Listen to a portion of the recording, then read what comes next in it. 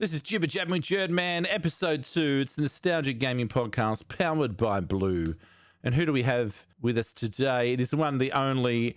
It is Noel, also known as FurySevenSix. Hello, Noel. How are you, mate? Good, Jerd. Hello, mate. Hello, Jurdvillians? Jurdvilles? Jurdvillians.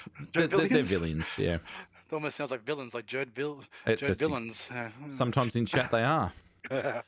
It's not like they've ever rickrolled you or anything, have they? No. I only get rickrolled every second day. This is Jibber Jabbers with Jurdman, episode 2.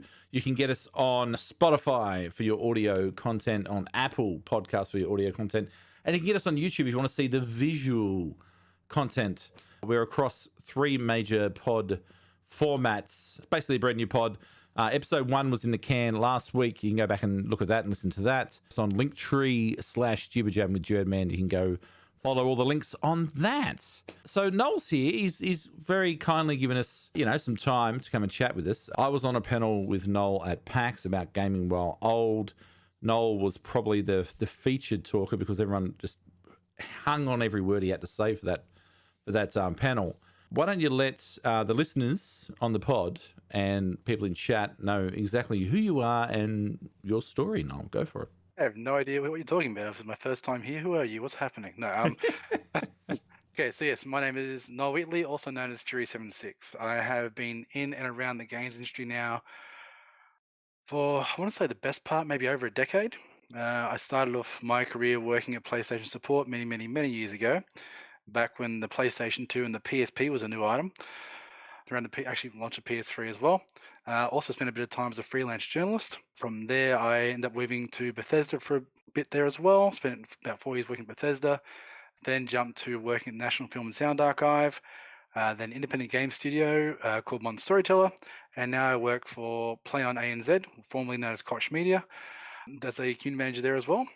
From a retro gaming side, though, which is probably more the reason why I'm here tonight.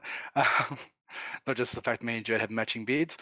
We do. Well, I would say mine's more glorious, but mine's also more white. So, yeah. The only reason why mine's not more white is because I trim it to hide all that, to remove all that sort of stuff. So, yeah, I'm not embracing my age as well as you are, good sir. But from retro gaming side of things, I have pretty much been a gamer for the majority of my life, as most gamers are. I started restoring and repairing consoles, I want to say about 20 or so years ago. I was at a stage in my life where I couldn't really afford to buy consoles. I had a lot of friends who had broken ones, so I got them. I started repairing them, working on them myself. Even had an episode on Good Game playing that for the repair work I was doing back in the day. Well, not an episode, but like a segment, one of the episodes for the repair work I was doing, which is quite good fun. Collection has grown and grown and grown over the years, thanks to some incredible friends and incredible people that I both know and just randoms from the internet, who I'm always incredibly appreciative of, who have donated to the collection because they know that I will always, take care of it, appreciate it, repair it, and sometimes pass it along as well. So if I end up with multiples of one thing, and I know somebody is either lost one, had one damaged, destroyed, I will often gift them one to try and build that, because gaming is one of those things which triggers a lot of nostalgia. It's an art form. It's precious memories. It's core memories. And it's one of those things that I'm a big believer in preserving gaming for the next generation. So yeah, that's a very long-winded, short introduction. Sorry. Noel's done everything, basically, chat. He's done everything. He's seen pretty much everything as well. Speaking of you giving stuff away, my very first PAX this year, and I had no idea what the pins were all about or anything. And Noel kindly said, here, he opened up his little goodie bag and said, take 3 pins. So just randomly 3 pins. So now my pin collection has grown, actually. I've got a heap more pins now, so I'll be ready to show the bling next year at PAX. Very nice. No, all around great guy. I met Noel. Well, I first started chatting with Noel over the game. I forget the freaking name of it now. What game was it? You were the community manager for Modern Storyteller. What was the name of that game that I played that I loved? Forgotten City. Forgotten City. Yes, we played that, and I could only stream it to a certain part, the White Hallway. I have not gone past the White Hallway. I never went back to finish the White Hallway, so I have no idea. I need to revisit it. I need to go back and revisit that. Literally at the White Hallway, you are so close to finishing the game. For anybody who hasn't played the game, it's a fantastic game. I do definitely recommend checking it out. I love it. The White Hallway, like there's a whole thing with that game to explain in a bit more detail. The whole idea was we didn't want to give away the ending. We didn't want the ending being spoiled, which happens a lot with games. People will Yeah. stream through it. And obviously, what streamers play the game, and streamers are very passionate and they show off all the great stories and stuff like that. But we wanted people to be able to experience the game. So we didn't want that last bit going away. Or something actually, it was at the very start of the game, and with every press release sent out with the codes, it was like, hey, can you please, or would you kindly not stream past the White Hallway? And a lot of people abided by that, and that was fantastic. This goes to show the power of being polite. I always do. Like, I mean, if there's a NDA or a direction or a don't do this until then or whatever, I always abide by that, because there's nothing worse than, and having bad blood between. We chatted about a bit last week about the Australian New Zealand gaming community, how sort of tight knit it is, and you don't want to burn bridges. So you've got to abide by people's. They're kind enough to give you the product to stream it and to show off to the community. And people that break embargoes or do stuff they're not supposed to do, I can't fathom it. Like, I just don't see the point of it. The game industry is very small, very incestuous. Everyone knows everyone and everything. So you've definitely got the right attitude there, like playing by the rules and being courteous and kind and making sure you don't break those embargoes, because it's not only like bad for a stream, but it's also incredibly painful for a studio when that stuff happens as well. So it's appreciated when people follow the rules.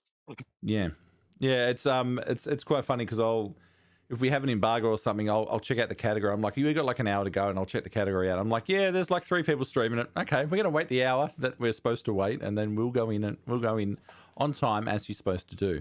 We are here, chat. If you've got any questions for Noel, please feel free to fire them off, and we'll get to them as soon as we can sort of get to them. I guess a good spot to start is, what is your earliest gaming memory? I watched last week's episode and I was prepared for this. He's prepared. He's prepared earlier. Yeah, here's an example I prepared earlier. So my very first game memory was essentially playing a Pong clone. So back when I am quite old, I was born back in 1976, hence FurySevenSix. And my earliest game memory was playing a Pong clone called a Sheen 100 video game sport, or video sport game, something like that. Basically, you had a slider walked up and down between, like, table tennis, hockey, other things. Basically, it's all just Pong, but different versions. And then the very last option was a shooting game, which worked on the old CRT TVs. That console was released in 1977, and this is it. This is the exact one I had as a kid. In the box. Have a look at it. In the box. So I'm trying to get it without have too much light flash on the screen. But yeah, there's your little slider to go up and down. Manual difficulty settings, same as what they had on the Atari 2600 back in the day. Twist controllers, and a light gun at the top. That is crazy. 1977, you said. 77. And Produced they had by a light Sheen. gun, and they had all that for a home console. Yep. And so the Nice. options were what? So handball, tennis, hockey, shooting 1 and shooting 2. So yeah, it was very, very basic. I remember playing that on old black and white TV, and then we went on holidays. My dad used to rig up a little black and white TV in the back of our van, so we could play that on road trips, so we wouldn't annoy them. That's crazy. Like you said, it sounds like it's the same game just rebadged over and over again. I know that we had an Atari 2600. I know that a lot of those games were pretty much the same game, just with a different sticker on the front. And you're not going left to right now. You're going up, down now. It's different. It's a totally different game. But I will say, for the Atari generation, though, one of the things I loved about Atari was, firstly, the manual settings on them. Yep. But the box art on Atari carts to this day is still just spectacular. I love that sort of stuff. It looks so good. We had one growing up, and my sister ended up with it, and then she sold it recently for a Switch, which was just like, that was a rough deal. She did not ask me about that deal before she took it. But yeah, I can remember the box. I can remember Pitfall. I can remember the Decathlon box. I think it was Mousetrap, I think it was called, and Carnival, which was like a gallery shooting game. And I took a photo. I put it up on my Insta recently. It was Pele World Soccer, and it had the art. It had like the artwork of that. Where I actually played it. I actually hooked it up to an old TV with an adapter and stuff. Still works. Pretty rough. It was mind-boggling back in the day, but pretty rough. 100%. Like I've got, so I love Atari. That's obviously pretty obvious by the cat. I have got quite a decent selection of cards and all that sort of stuff as well. Getting a couple of random ones in there, which I did once again prepare for this chat. And I'm not sure if anybody in the chat will remember these, but everyone's played Mario at some stage. Everyone's played Mario on on the NES, some other platform. They've played it, but I got to wonder how many people have actually played it on the Atari 2600. Oh, that actually. But it looks familiar. It probably triggers a bit of memory there. The one on the right the red one looks familiar to me for some reason. The red one looks familiar. That's crazy. Yes, Mario Bros. On the 2600 back in the day. Wow. It's just wild. Like some of the games they had back then, it's funny to look at games like that still have legacy today. Like things like Pele Soccer probably evolved into things like FIFA and things like that over time. But Mario is one of those ones I remember from back as a kid going, oh, it's amazing, and playing it on Atari, then playing it on NES, and it was better on NES, let's be honest. Yeah. Yeah. We didn't have a NES, but our neighbors, my best friend, like who lived across the road, had a NES. Yeah. And just the evolution from like the Atari to the NES was just crazy. It was like Excite Bike and Kung Fu, I think it was called, and then Kid Icarus was another one, and then even something like Mario Brothers. I remember playing that, and then even again from a step up from that to the Super Nintendo, which was even more like the evolution we've had over the years. I say quite often, you look at something just as simple as like a golf game. Like I'm pretty sure we had a golf game on the Atari, and then we had Golf Mania, which I chat about a lot because that was like one of our main family games that we grew up with, golf. And then we had like Leaderboard on the Mega Drive. He's Hit the Tree Gym, which had like voiceovers, which, you know, it was amazing at the time. Oh, it was nuts, and even the EA Sports, it's like, whoa, this thing's talking at me, like it's the game, And I can still remember the Destruction Derby 2 on PlayStation 1. It was the "You're on fire," that guy. Brings back so many nice memories. The fact that we've managed to see all that, like, because you're a little bit older than me, but I'm like 40 next year, and the fact that we've seen this evolution that our kids and stuff won't sort of get that. I mean, there probably will be a massive evolution, but where we are now to where we could possibly go, like, you can't see it really, unless it goes like to Ready Player One, like, you can't really see it going much more. How much more realistic can you get unless it's all VR stuff? But the fact that we've been able to see that from like square pixels on the screen to now having these glorious games that we all play and love, we're very lucky to have witnessed all that. Yeah, I am very, like, because of my age, I'm edging closer to 50. I'm not going to lie about that. Obviously, being 76, I'm sure Chad can work out the exact age I am. But it's one of those things of being around back during the period where, like, things like the console wars were an actual thing. Like, I know in this day and age, Xbox versus PlayStation, a bit more of, jab in the ribs sort of thing. But back in the days of Sega versus Nintendo, you had to pick a side. There was no, like, friendships ended over stuff like that. It was insane back then. Like, that's the thing though, like, you couldn't afford you had to pick a side because, like I said, your parents were like, now, they wouldn't say what console do you want, but you'd tell them, oh, I want a Super Nintendo or something, because you knew that you weren't going to have 3 consoles. Like, this is actually the first, and since I've been doing content, this is the first year where I have had more than one console. Like, even 3 years ago, I've always had sort of, I had a PlayStation. Okay, let me go through what I've had. I haven't had as many as you, but we had a 486 computer which played Hangman, but we had a Master System, Atari Master System, Sega Master System 2. We had the Mega Drive. We had the SNES, 64, PlayStation 1, and then I did not get another PlayStation until PlayStation 5 just recently. And then Xbox 360, Xbox One X, Xbox Series X, all the Xboxes since then. But now I've got a Switch, I've got the Xbox, I've got the PlayStation, and a U-Boot PC. But I mean, you had to pick your lane. Like, I'm gonna be a PlayStation dude. I'm gonna be an Xbox dude. Like, I'm gonna be a Nintendo dude. Like, you had to pick. Growing up, my console evolution was basically I went from the Sheen to a thing called a VZ300, which was a Tandy PC. And people in chat may not know what Tandy is, but it was a pre-run as Dick Smith and an old sort of store you go to. I think Beezy used to be regional manager of Tandy, didn't you, Beezy? That's No an way, inside really? joke. Yeah, no, I was it's an going to say. inside joke. Guys, that'd be fantastic. Oh my god. Went from that to a Commodore 64, and then from then to a SNES. And then after that, I was able to start buying my own consoles. So I actually got a knockoff Game Gear 1 year for Christmas for Christmas. Then I went knockoff Game Gear. A knockoff Game Gear. Oh, I had an official Game Gear. I'm looking at your Game Gear now on your Insta. I've got one now, but like back then did not have one. It was a knockoff thing from Tandy, Dick Smith sort of style thing. You had a Lynx as well? Yeah, sorry, I'm looking at your Insta. You had a Lynx? I've actually got a couple of Lynxes still. So I've got 2 second-gen Lynx, one loose, one in the box.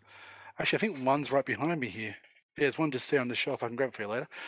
Yeah, so that went from that to a PS1, then PS2, then original Xbox.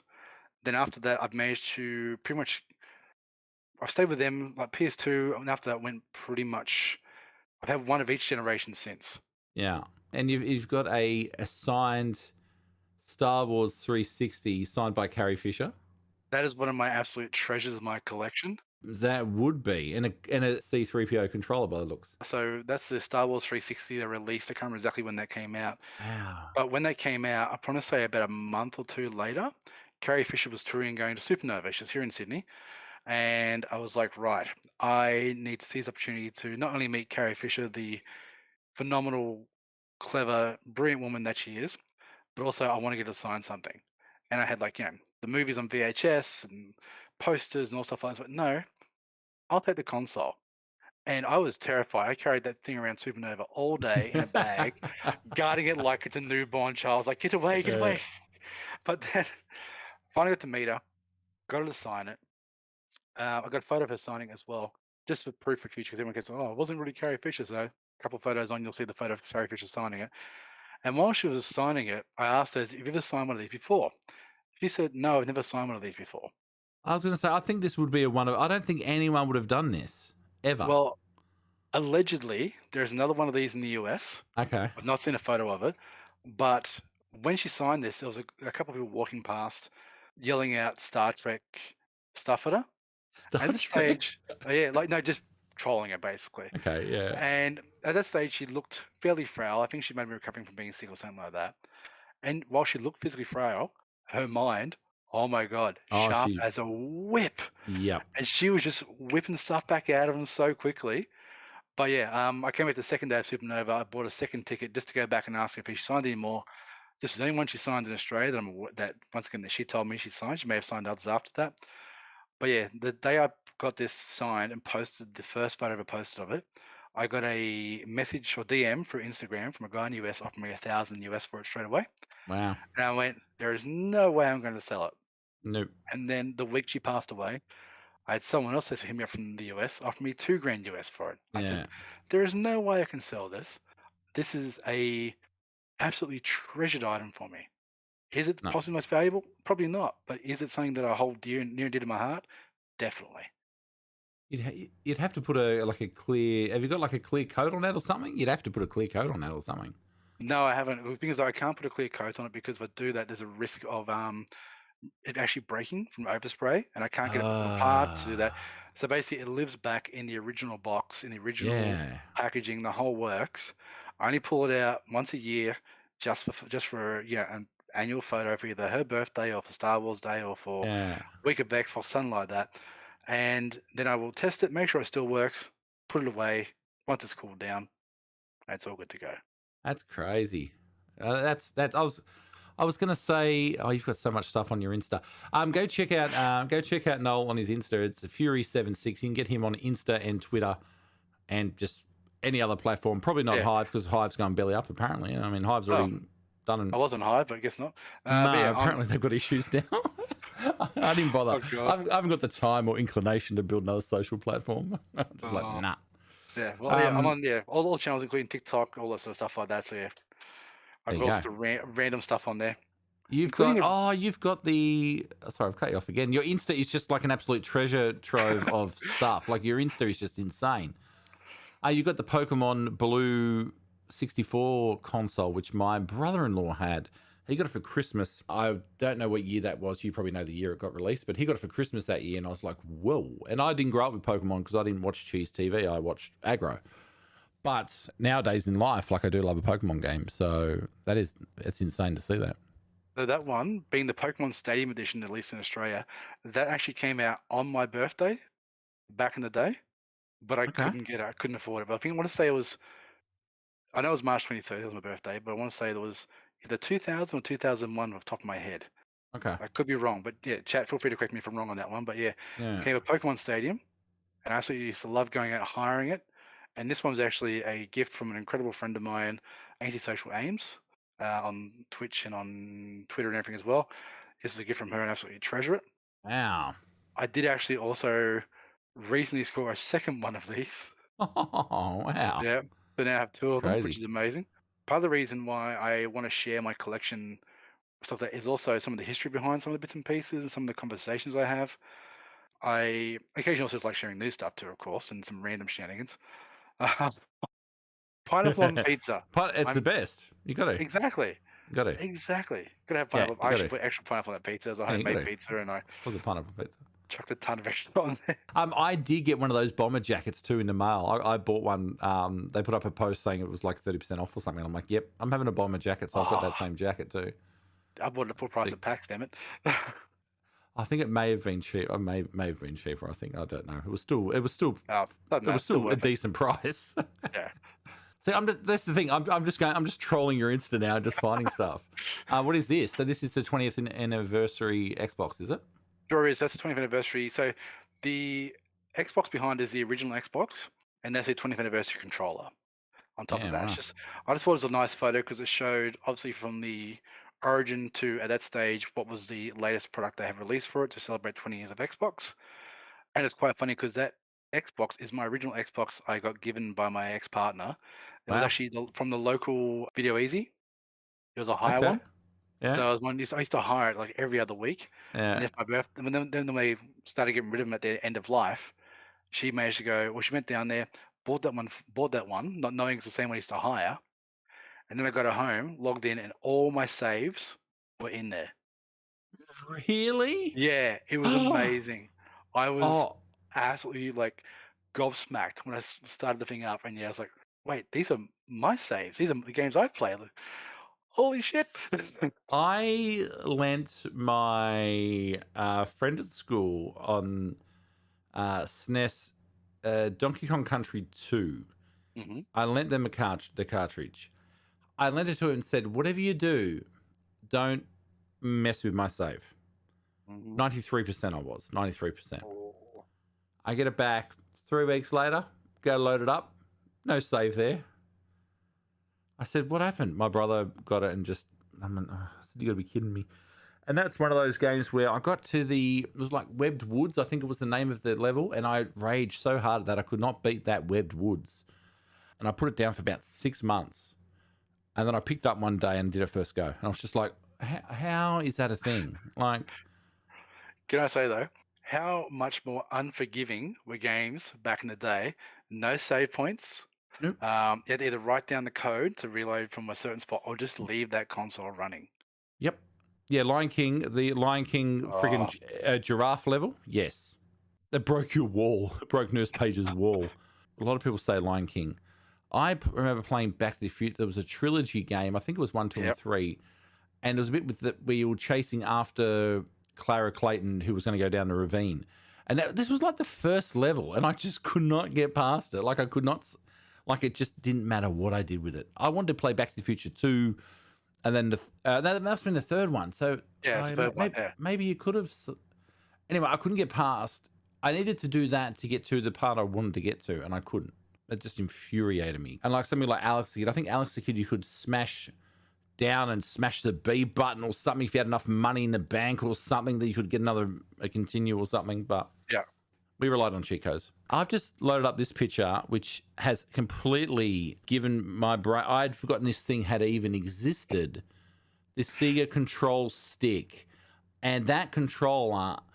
Not many people in our family liked it. That was my favorite controller because I just found it. I found it better than the joypad. Can I say that controller was great unless you were left-handed. I'm not left-handed, Yeah. but there was obviously you couldn't turn it around, you couldn't do anything like that. No. But the amount of I had a couple of friends who were left-handed, and I didn't have. I used to hide this one back in the day. This is a new one I picked up. Well, not a new one I picked up recently. I'd always get that. And I said, "Oh, do you want to go at this?" And it was like, "No, no, thank you." If you remember the arcades, it's like a gear stick. Wasn't your left hand always on the stick though, and your right hand was the button? So wouldn't that Yep. be ideal for a left-handed person though? No, arcades were more because arcades were left-handed on stick, right hand on buttons. Yeah, but This is right hand on stick. This is left hand on buttons. wouldn't that be harder for us as a right-hander to use? I don't know. I never really thought about it. It was always fine for me to use. I'm Yeah, I never right-handed. had any But like, issues with it either. I used to do the tap. I remember playing something like Golf Mania or something, and oh, you could never get the little tappies with the yeah. little, and you could do the little. Oh, I forgot that thing even existed. What is your favorite controller? Ooh, that's asking. That's like asking me to pick a favorite child, man. Yeah. I remember when I got the Xbox, I played a friend's Xbox and they got a brand new Xbox at launch, pretty much. The very first Xbox with the Duke. And I remember playing Tony Hawk's Pro Skater something on it. I've got like I got like decent sized hands, but I just did not like it at all. I hated it. I hated the fact that the buttons weren't up, down, left, right. They were skewed. And then the white and black button was skewed. I just did not like it at all. And I remember playing Tony Hawk and I wasn't hitting the Y button properly. I hated it. And people love that controller. And it's become like a cult classic now. People just love that controller. I hated it. When they came out with the newer one, which still was a lot bigger than it sort of is nowadays, I'm pretty sure. Yeah. That was just, I was like, oh, thank God. I couldn't handle the Duke. I loved the Duke back in the day. Okay. I remember playing, like, when I got that Xbox I was talking about before, that came with the original Duke. Still that controller, by the way. When I went to the S, or the smaller one, I went from, like, hold my hands out like this, and I'm like, this is a big, solid, chunky controller. Then going down to the S, and I feel like, oh, this is like really cramped. But the thing is, though, the PlayStation controller was smaller, and I still felt comfortable, but you had the claw. I feel, and this is nowadays too, I feel like this thing here, which this is like an amazing coloured PlayStation controller. I love this colour. I feel like this thing, you have to like hold on to it. Like you have to physically hold on to it. Yeah. Well, if you got yourself a Xbox One, it just sits in your hand and you don't have to, like, you're not feeling like you're having to hold it. Like it just fits. So for me, I love an Xbox controller, but the PlayStation for me, it's just probably because I'm not used to it either. I didn't grow up with, I had PlayStation 1 and then that was it. I feel like you could have really like grab this. Being pretty much, platform agnostic, that's the right word? Not sure. Yeah, that'll work. I have no real preference for a particular platform or controller or anything like that. Like I look at like the Xbox controller, I love the fact they went with the Elite and the fact that you can do your own custom controllers. With the DualSense, I love the haptic feedback in that, especially for driving games. Really? I prefer I prefer like an old school rumble. I don't like the triggers at all. I'm a big fan of the triggers. I like that. Because I played Ratchet and Clank and I love that game.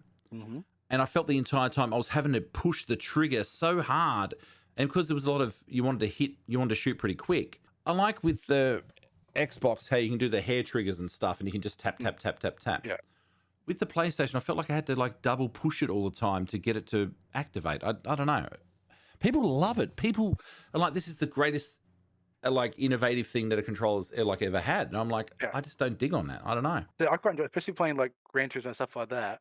Having that more feel for acceleration and braking and stuff like that.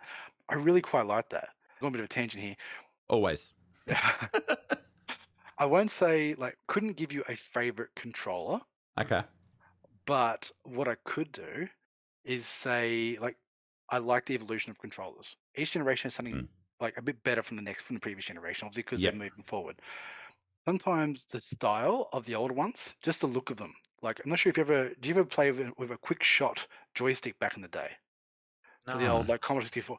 This was a joystick controller. I loved them. Back in the day, if you had one of these, it was like the absolute, like, the boss of joysticks back in the day. You had a little button for quick fire and stuff like that. Okay. But I'm a sucker for random controllers.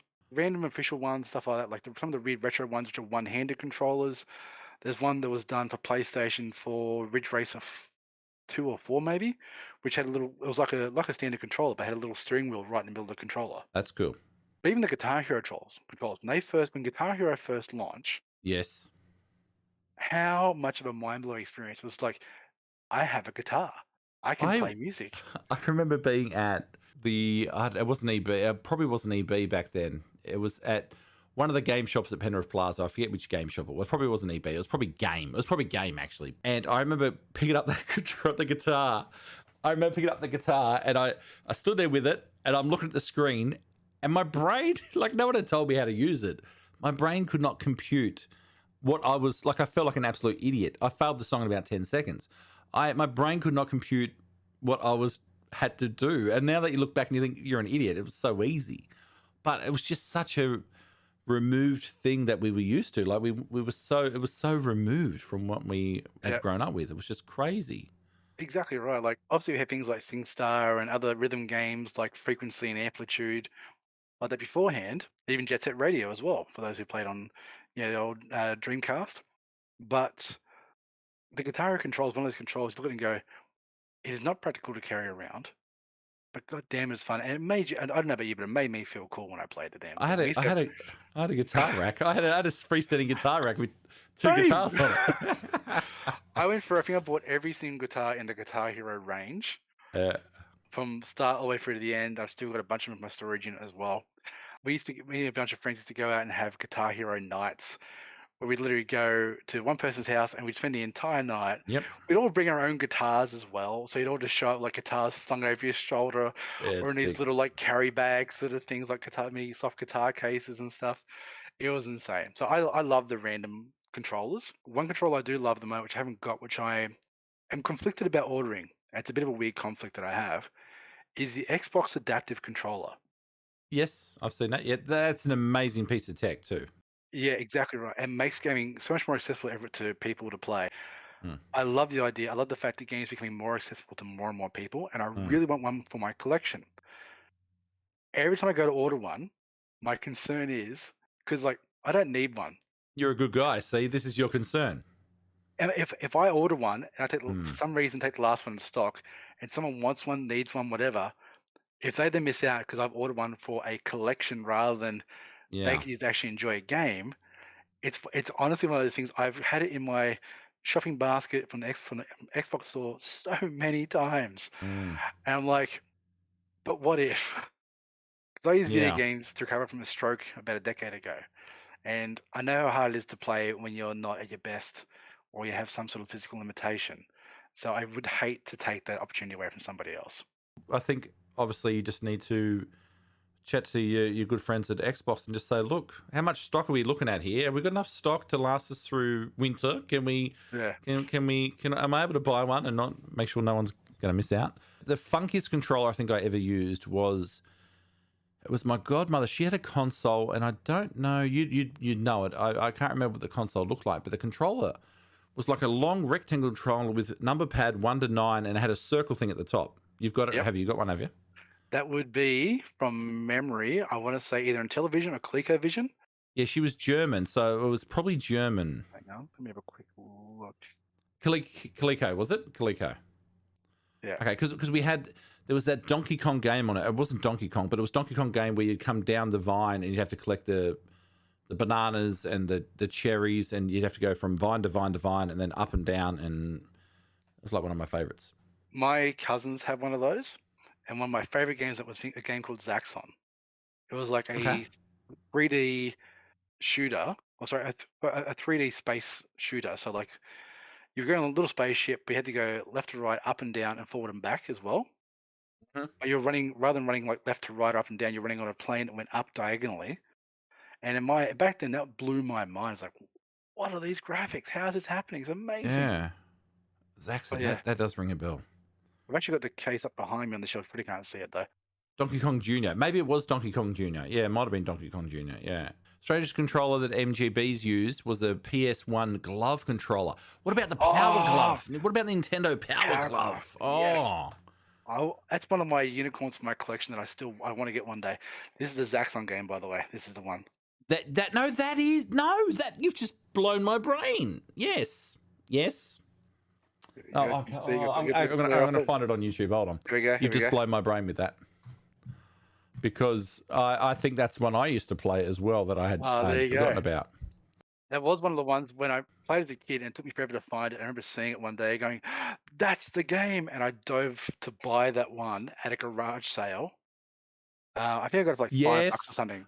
Oh, I've forgotten completely about this. You are very welcome. Yes. Yes, here it is here. If you're on YouTube, you'll see it. If you're on the audio pod, you won't see it. But come over to YouTube and find it. Jurdman on YouTube. Here it is here. I'd forgotten about this game. Do you want to know a little fun fact about that console? Actually, it's one of those things you do not see ever realistically. And sorry, for those who are watching it on YouTube, and you'll see this game, like this was back in the early 80s, and these graphics were just unheard of. Even this play style was unheard of back in the day, which is one of the reasons why I love this game so much. The ColecoVision, or was it the Intellivision? I'm just trying to remember now which one it was. I am fairly confident it's the ColecoVision. Yeah, it was ColecoVision.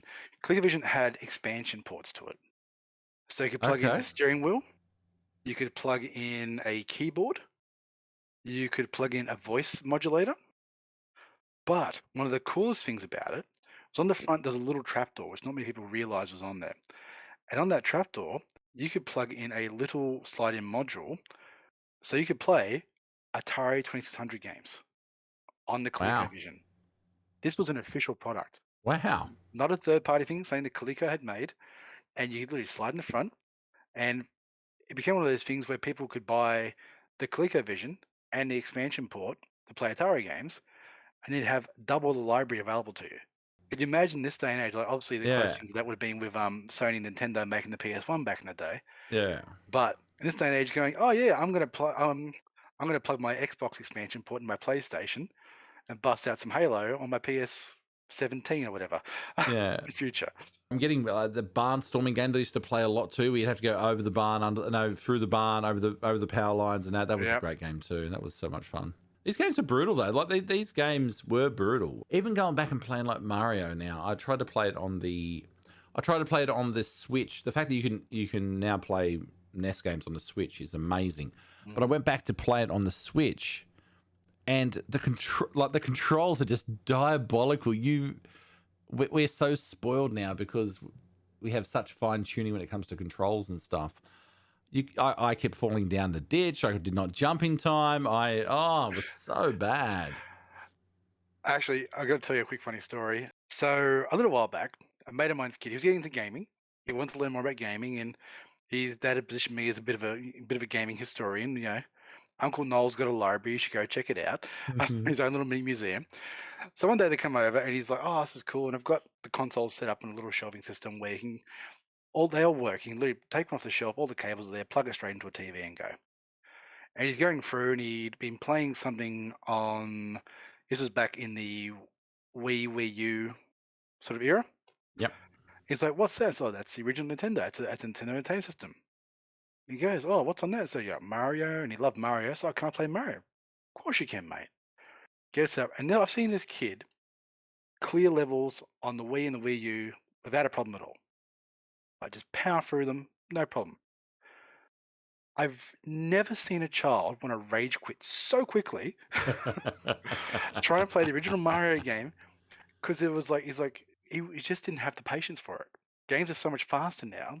You need to be a bit more patient back then to be able to play these sort of games. And he was just powering through it so quickly. He wasn't like, same as you, wasn't stopping to make sure there was no gaps or jumping into enemies and things like that. Seeing this kid want to rage quit so quickly was just absolutely hilarious to me. And I felt a little bit bad because I knew it was going to be coming. But I'm looking at your Atari cartridges on Insta, and you've got ET there. I do. You've got Roadrunner. Roadrunner. Yep. I think I remember playing Roadrunner too. And Star Wars and a few other ones as well. Superman. Yeah. I've got a lot of Atari carts and television carts, ColecoVision carts. Oh, I played Smurfs on. Yeah. Oh, on something. Oh, see, I'm getting taken back here. I played Smurfs on. I think I hired Smurfs on one of the consoles, and nice. It was not bad. Have you got brothers and sisters or anything? Like, did you grow up with brothers and sisters gaming and stuff? Yeah, I've got one younger brother. He loved gaming as well. He actually got the PlayStation 1. that I mentioned before. So that was, yeah, he got that console before me. And yeah, he's always loved gaming. We used to go out to our local video shop back in the day and we'd hire Master System 1, I'm pretty sure it was back then. Yeah, Yeah, Master System 1. with the motorbike game built in. Yep. Uh-huh. That was the one.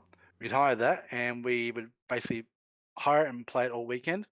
One of those things we have to save up our allowance and we would hire that. And that's the one there. Yeah. There you go. And we would just power through the entire weekend playing that from pretty much Friday night through to Sunday night. We had to pack it up. It would not get turned off unless we were changing games, just because save points weren't a thing. It's a very different world back then. That Master System controller, I remember being such a revelation because it was the first time it had like a square D-pad. Like it was I remember playing California games with the skating, and you could actually run your finger on the outside where you needed to go. It was such a revelation. That Alex, he was built into Master System 2. Yep, I think so. Yeah. Road Rash might have been in. No, it wasn't Road Rash. Was it Excitebike maybe? No, it was the one that was at the arcade. Not Excitebike, it was Superbike. Superbike? No, it was Alex the Kid was Master System 2, and it was Hang On. Yes. Hang On. That's right, yeah. It was Hang On built-in. Yes. Correct. Yes. Alex Kid 2 on the Master System 2. Yeah. Road Rash was on the Mega Drive. Okay.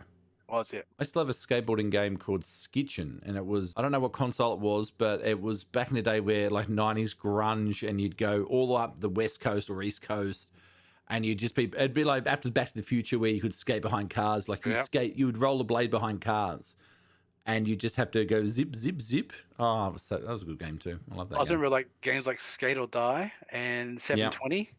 Yep. I love playing 720. You could go to different parts of the park and go on like the skate bowl or the half pipe or the downhill run. It's just crazy how you chat about things and you just get off on absolute tangents. It just shows the passion that we all have for video games. Question in chat: do you have any guilty pleasure games, current or past? Any guilty pleasure games that you probably shouldn't play or were frowned upon, but you were like, no, I'm playing it.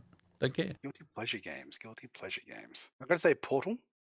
Because I finished that game more times than I should have. Okay. And considering, like, at PAX, there was a joke about, piles of shame and me having a mountain of shame. Yes. I really should be playing other games that have never even been taken out of the packaging. Yeah. But it's like, if I just want to chill out and play a game for a little bit, I'll either play Portal or I'll bust out one of the Need for Speed games, like classic Need for Speed, Underground 1, 2, or Most Wanted, something like that. I did Need for Speed 2 rap the other day that got put up on TikTok. Y'all gonna make me lose my mind up in here. I saw that, yes. Oh my God. I like the fact that we can associate music now to video games as well. My wife listens to a podcast called Strong Songs, and they go through and they discuss songs, what makes them good and what makes them really breaks down the songs. So they've covered Zelda quite often, and they covered the simple Mario Brothers tune, and in that 90 seconds, what the composer did and why it became such an earworm. It's a really interesting episode. If you go check it out, Strong Songs.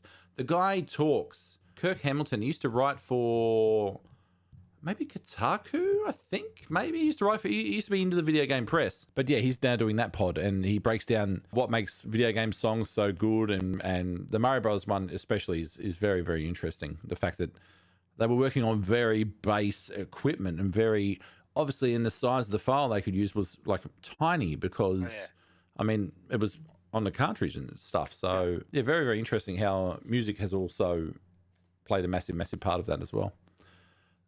Sketching is Road Rash on skates, pretty much.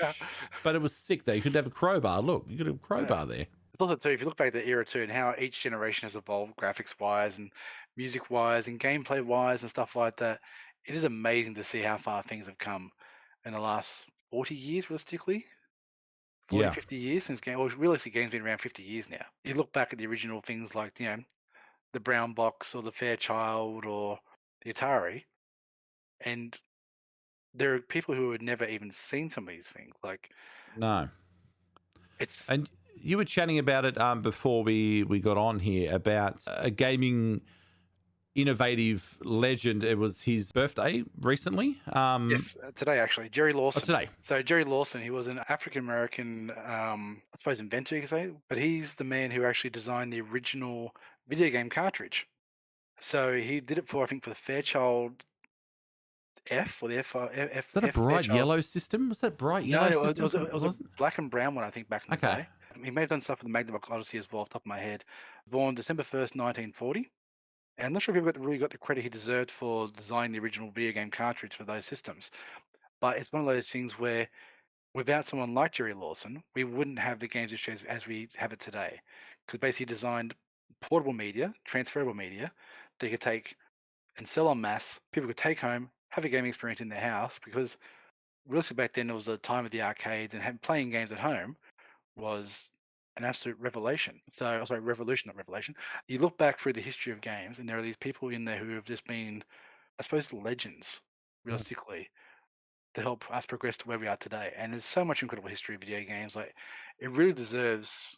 Like, there are people in places around the world, and even in Australia, that have their own museums to look back for the history. And I believe it's one of the things, personally, why it's important for us to preserve video gaming as not only an art form, but as part of cultural history, because people have made careers out of it. People have made innovations through it. I mentioned before about the fact that they use video games to help recover from a stroke, which is now more and more of a thing that they're seeing. I think it was a recent study that talked about VR being used for people who suffer Alzheimer's to help them with managing that and doing better and things like that. So it's one of those things I think it's very important, not just from an enjoyment factor, but also from a cultural and education standpoint too. Because now Minecraft's part of school curriculum, Yeah, my kids learned to code with Minecraft. Yep. which is amazing. Doctors were using the Kinect, the Xbox Kinect at one point for like surgeries and stuff and camera stuff. Like, I know the Kinect's now not a thing, but I mean, that piece of tech was being used. Gaming is like on the forefront of innovation when it comes to a lot of these things. And the fact that it's now bigger than television, movie, and music combined, like Yep. the industry is insane. Like, it's the biggest entertainment industry around. Infernox says, did old console games have similar age check or any theft things where you needed to look up words, pages in a manual, answer age appropriate questions? I know Yes. I've mentioned Leisure Suit Larry before. We had to try and guess dead presidents' names when we were way too young. And then they did have an anti-theft thing. I remember I don't know if there was a roadblock in one of the games or something, but it would tell you to ring a phone number. I could be completely making this up, but I think it told you there was like a phone number in the manual that you had to use or have to be able to go forward in the game, and it would sort of roadblock you. I don't remember that one, but I remember like obviously games like Leisure Suit Larry had like the age gate thing. You had to know certain things, same as like strip poker and games like that back in the day. Oh, I wouldn't But know anything about that, Noel. of course not, being of course not. Yes. Anyway, the delay, apart from historic purposes. But the other thing you used to have back in the day is to stop piracy, because piracy back then was so much like if you had like a floppy disk, they put it in, you get programs to copy stuff over. It was simple. But what they do is in the manuals, they would have these little decoder wheels in some of them, especially on things like Commodore 64 and PC games, where you'd have to it'd bring up the game and you have to like unlock these little sequence of codes. You get this little decoder wheel and spin around to match everything up and then put the right numbers or the right symbols to match up to block you from just getting a pirate copy game and give it to a friend. So there's little decoder wheels, and there was another one back in the day as well. Wow, that's cool. I even saw some one game, but it was like one of the things where in the manual you had a little red bit of cellophane. Yes. Put it over a part of the manual Yep. to read a code to put in to get the game to actually start. I also remember that red cellophane on Cluedo where you have to check who did the murdering. You'd get the little magnifying glass Yeah. with the, yes. And also weirdly on the back of Transformers as well. So you can see the stats on the back of the Transformers like boxes. Oh, really? Yeah. Crazy to think an SD card is today's version of a floppy disk. Times have changed. Well, I think even something like the moon landing was done with like our phone is more powerful than what they used for the moon landing. My watch is more powerful than what they use for the moon landing. It's crazy. I think there was like 8 megabytes of RAM or something is what powered. Like not the gigabytes, supercomputers. megabytes. It was the size of a room. Yeah. Supercomputer. I remember back in the day, back in my day, when you could buy like a $3,500 PC that had a top of the line 10 gigabyte hard drive, and like RAM was like 128 megabytes of RAM or something like that. I was like, oh, it's top of the line. It's the fastest thing ever. Yeah. And it's just like, once again, one of those evolutionary side of things. Back in the day, playing like things like Mech Warrior or I want to say things like Stim Ant or Hot Rod or maybe California Racing, whatever it was, like the one with you could modify your own cars and street race them and stuff like that. But yeah, all that sort of stuff back then was just incredible. And portable gaming involved taking a CRT monitor with you. Yeah. I remember we went away. We used to go away every Christmas, and the year that I got the Game Gear, I was in my own tent, and I had the power cord running from the main tent to my tent, and I had the Master System connector for the Game Gear, so you'd have the cartridge plugged in, and then the cartridge plugged in the top.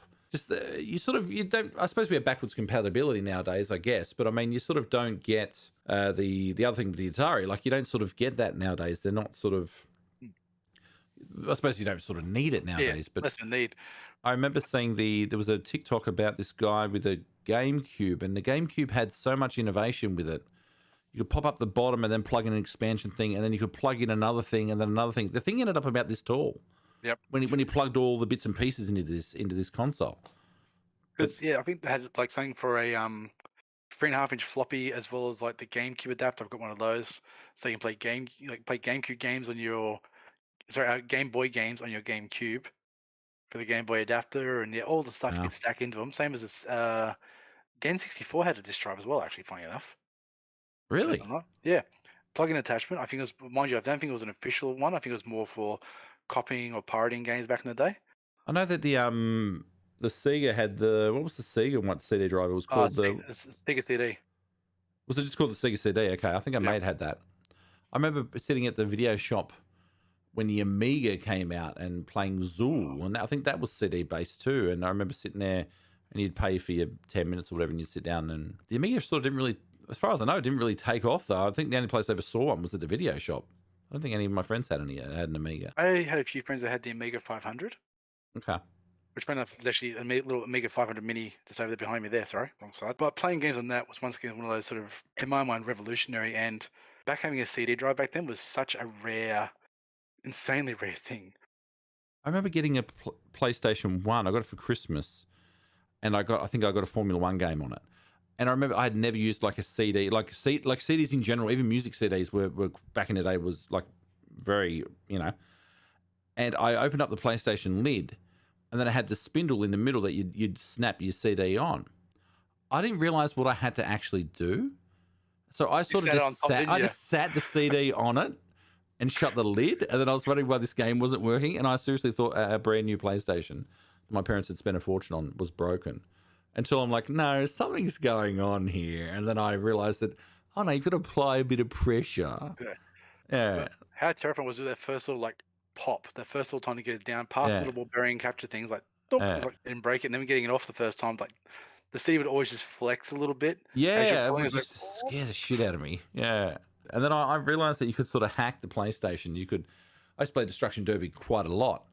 And you could take, if you were in the middle of a game and you were loaded into a race, you could open up the lid, take the CD out, and the game would still play, as long as you didn't have to load anything. So you'd have to go on like a Destruction Bowl, and have it like you'd have to be the very last person. You could still drive around and shit, but as soon as the game had to load, it was gone.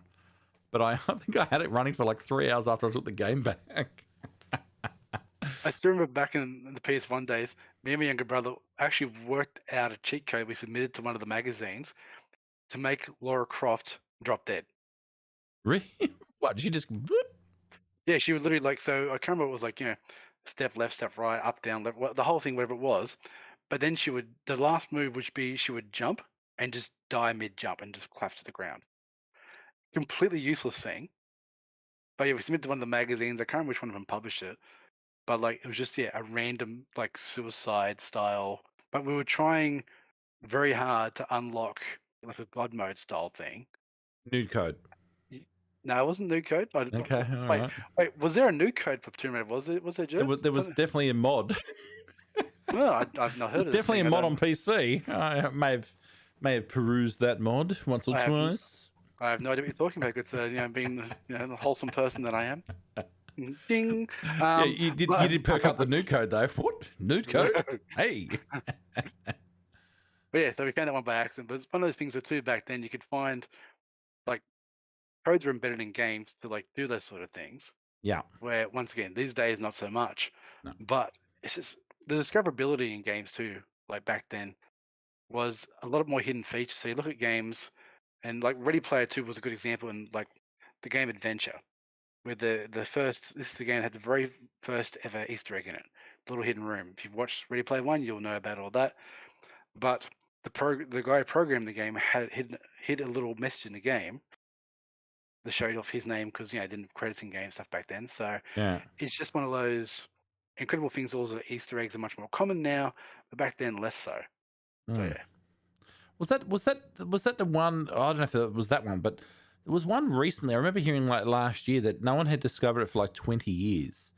And then they discovered this Easter egg like 20 years it had been before anyone discovered this Easter egg. I can't think of what game that was. I remember seeing it on Twitter or something. It's like, it's been 20 years, 25 years, and someone's finally discovered this Easter egg we put all the way back in the day. No, I remember that as well, but I can't remember what it was. But like, I love video game myths. Like video game myths and legends, like things like the burial of all the ET cartridges and Atari cartridges at Alamogordo in Texas was one of the things I followed like my entire video gaming life, sort of thing. From first hearing about it back, once I heard about it first back in the 90s, sort of thing, in just a random sort of magazine article, and then they did the dig, which they showed live on I think Xbox, or streamed like Xbox Partner or something like that, but they had like all these people digging up, they finally got permission to dig up all this sort of stuff. And I remember being at work and having my work on one screen and the stream on the other screen, and very quiet office. Everyone's working away, tapping away. I've got the headphones on, watching, like tapping away and watching that, and tapping away and watching that. And the second the first bucket came up, I just like stopped dead and just focused. Didn't move. I felt like I didn't breathe for about 5 minutes. And then when they pulled out the first ET car, I jumped up out of my seat in an office, mind you. It's like, yeah, like, I was so excited because it was real. It was like someone actually finding like the Ark of the Covenant or something. I lost my mind. People were like, "Are you okay?" I was like, "Yes." I was like, "Okay then." I was like, There were just Nazis melting everywhere. They were just. oh god. So I don't think we get it as much nowadays as them throwing a license on anything. They still do. I mean, there's still instances of that happening, especially with movies too. They just shoehorn whatever theme they want to shoehorn. I remember like back in the day, you'd have like some sort of platform. And they go, "Oh, we'll make it Home Improvement." Okay, sick. We'll slap a Tim Taylor skin on it and we'll give him a friggin' drill. Cool. It's a Home Improvement game now. The game had nothing to do with Home Improvement, but it was just a platform with Tim Toolman Taylor. The best example of that is like things like ET on the Atari. The game that potentially nearly killed gaming, realistically. The whole story behind all that. It was. I think I remember reading the guy who built the game never even saw the movie. Oh, yeah. Well, that's. There's a whole story behind that, and I can't think what it was, but like it was one of those things where like complete, like either it was like a super short turnaround, and he couldn't see the movie or didn't see the movie or something like that. Oh, and it's powdered out really quickly. About that. Yeah. But yeah. I was going to say, we're chatting about it before we came on. There's a show on Netflix called, there's a doc on Netflix. There's a show called Top Score, which it's a six-parter, which is fantastic. I think maybe they touched on ET during Top Score. They did a whole bunch of other different stuff. I really rate that documentary series. They need more stuff like that with gaming. It's the crunch. Now you've got 6 weeks to do this. Now you've got 4 weeks to do this. I think that was on that Top Score. If not, there is a doco, Shanksy says. I'm pretty sure that was it. Yeah. Halo Combat Evolved wasn't that Easter egg after 21 years? On a Halo Easter egg? Oh, I don't know. High score, not top score. High score. Chap might know this, but like, was that the hidden room or something, like the hidden area? I feel like that's what I'm remembering from that, but I'm not 100% sure. Obener might know. Dynamite Ducks. Dynamite Ducks was fantastic. I used to play Dynamite Ducks on that was Master System, maybe. Yeah, hi Dynamite Ducks. I like that. I like the game. There's a game called sorry, we're going to get to Fallout because I've got the Fallout. I've got the Pip-Boy up here. That's right. There's a game called what's it called? Psycho. It was called Psycho. I love Psychonauts. We chatted about that last week. Love Psychonauts. Psycho Duck. And you could turn into like an, I need to find it now. It was one of my favorite. It was probably my guilty pleasure game to go back, way back to there. You could play as an elephant, a tiger, a hippo, as a. I know that one. Psycho Ducks? No, not Psycho Ducks. Psycho Duck? I'm trying to think. That's probably my guilty pleasure game. No, it's old. It's like old. What has Shanksy got here? No, is that what's Shanksy got here? And you'd have little bubbles. It was like little like snow globe looking things, and that game was. I love that game. I hide that game so often. Psycho Fox? Maybe Psycho Fox. Hold on, it might have been Psycho Fox. Psycho Fox? That was a Mega Drive game. I think that's Fox, it. That's it. That was my guilty pleasure game. Psycho Fox. That was my guilty pleasure game. I love that game. You could be the fox. You could be an elephant. You could be a tiger. Yes, this is it. I remember back in that day for the That's it. for the Master System. My favorite game on that, California Games. Oh, I Happily hide that every weekend. I could get a world record on pretty much everything but. How cool is it when you spun the wheel and you finally got the new bike and the new surfboard and stuff? And even the foot bag was good. I mean, no one wanted the new foot bag, but I mean, even the new foot bag was good. Yeah, I love California Games. That was. I remember when I worked out how to actually catch the frisbee. I was so excited about that. Oh, the flying disc. Yeah, Yeah. I used to purposely try and do diving catches every time because you get more stats. You could sort of do like a half bounce. You could sort of jump before the disc hit the. You could sort of dive knowing where the disc was going to land, and it would sort of land in your hand. Yeah. And If you timed it little right, tricks. though. Yeah. I know we've got a lot of. Hacky sack. Yeah, it was the hacky sack one. Yeah, foot bag. They really need to bring that back. They really need to. That's a game that needs a remake. California Games. I was going through my collection the other day, and I've actually got it on, I think, 4 different platforms. Yeah, because I've seen it on. We played it on. We may have played it on Sega, and we also may have played it on Nintendo as well. I think we played it on a heap of stuff, and then we had. I love California Games, and I also loved the winter games. It was more obscure, but we had like you jumping over. You had the barrel roll. No, that might have been World Games. World Games was sick too. Yeah.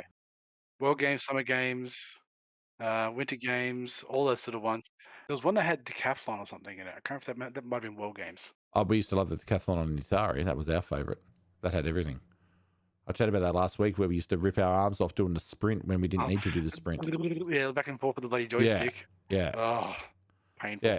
We had a special, going back to chatting about joysticks before, we had a special, you had the default Atari joysticks, but then we had bought one that was like a molded plastic one with a big red button on top and a big red button down the side, and we used to suction cap it to the. We had a little chair. We used to sit on our lap, and we'd suction cap it to the chair, and we'd get some real, leverage going on the joystick. That sounds like the Quick Shot series, because Quick Shot always had the big red button on top. Okay, it looked like a Top Gun. It looked like a jet fighter one. Yeah, but it was for the Atari. That was a Quick Shot. We work on the Atari. Was that the one you were talking about? Okay. Yeah, I'm trying to find the name. It had a hyper button. Did it have a turbo switch or something? Had a Quick Shot button on top. I think it was called wasn't the Intruder. It was Quick Shot Atari. Atari, Commodore, Sega all had the same input. Oh, it might have been this one here, actually. Hold on. Might have been this one here. That's the one I'm talking about. There was a similar. I do have that one, but there was a similar one to that. Okay. I did have that one. Yeah, I've still got that one as well. But the top one looks more like the fighter pilot, like almost like a Cobra head style looking thing. No, that's the one you're talking about. Is the one I had. Yeah. No, it's so good. Just memory lane is just fantastic. Oh, I know. Isn't it great? Good old nostalgia. Oh, it just brings us back. Someone should make a podcast, about nostalgic games or something. Crazy. Did you ever pass the driving license test in Driver? Yes. You did? Yes. Well, you had to, because you couldn't progress the game if you didn't. No, I don't think I ever. I think I hired it and never. I think Driver 2 I played a heap because I didn't have that. I don't think I ever got past the license test. I did it, but God, it took me forever to do it. Yeah. Like I remember, I think I started one day, stopped, walked away, and then tried again next day, and I finally did it like day 2 or day 3 or something like that. It was ridiculous. That was probably one of the hardest things I had to do. Driver 2 was great because I didn't have that, but the driving license, that was just, oof. Okay, here we go. Here's the Pip-Boy. Tell us about this Pip-Boy. So the Pip-Boy and Dogmeat. That Pip-Boy is actually the one that came in the Fallout 4 Pip-Boy edition. So our special edition released at launch for the launch of Fallout 4. This actually came out before I started working at Bethesda. I remember grabbing that at the midnight launch and being absolute huge fan of that because you could put your phone into it and use that and link up to the game and have your stats from the game on the app. That's cool. And when playing it, like it was honestly awkward and cumbersome to try and do that. Yeah. But at I got home at midnight launch. I lived like 5 minutes from the local EB. Went down, got it, got home, installed the game, got the app set up, got the watch, got it all installed, had it on my arm. I'm playing away. I'm looking at the stats on here. Cool gimmick, not practical while playing, but very cool gimmick. I think a lot of those things, it's like, sick, this is going to be so much fun for about 3 seconds. It is actually great for cosplay because I've done it where I've got my old phone which fits into it. So if I do a Fallout cosplay, I'll actually put the watch in there. Put the phone in there to make it look like the poor Pip-Boy face and walk around and have the music playing and the whole works. And yeah.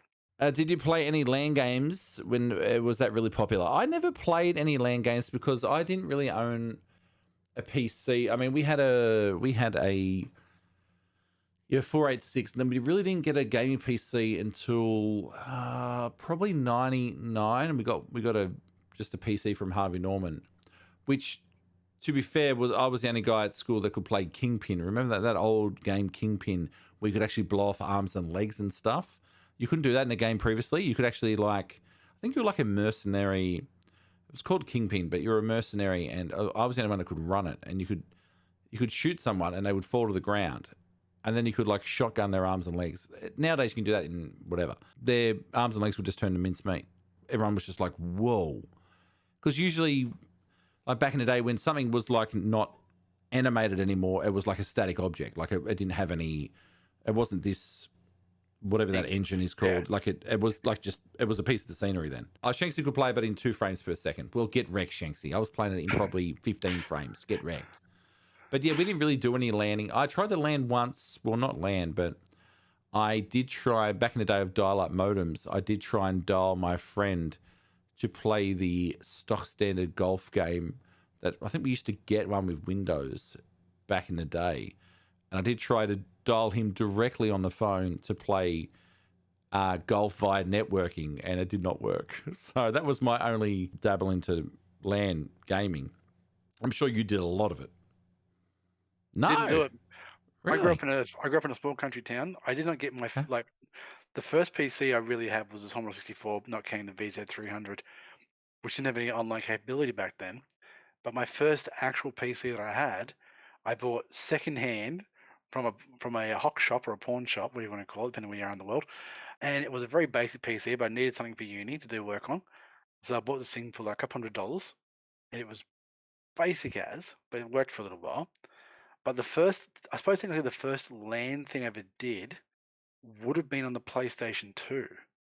Because there was a certain model on PlayStation 2, the original model, they could LAN 2 consoles together and play Gran Turismo 4 against each other. Did you ever do the Game Boy to Game Boy thing? Yes. Okay. But I didn't do it till later. I didn't have a Game Boy till after I had a PS2 though.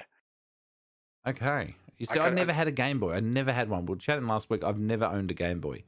So I missed all that. I had a friend who had a Game Boy next to their toilet, and the family used to go in and play Tetris when they were taking a dump. So you get the highest score. They'd be in there you're in there for an hour. Yeah, I've got a really good run going. Yeah,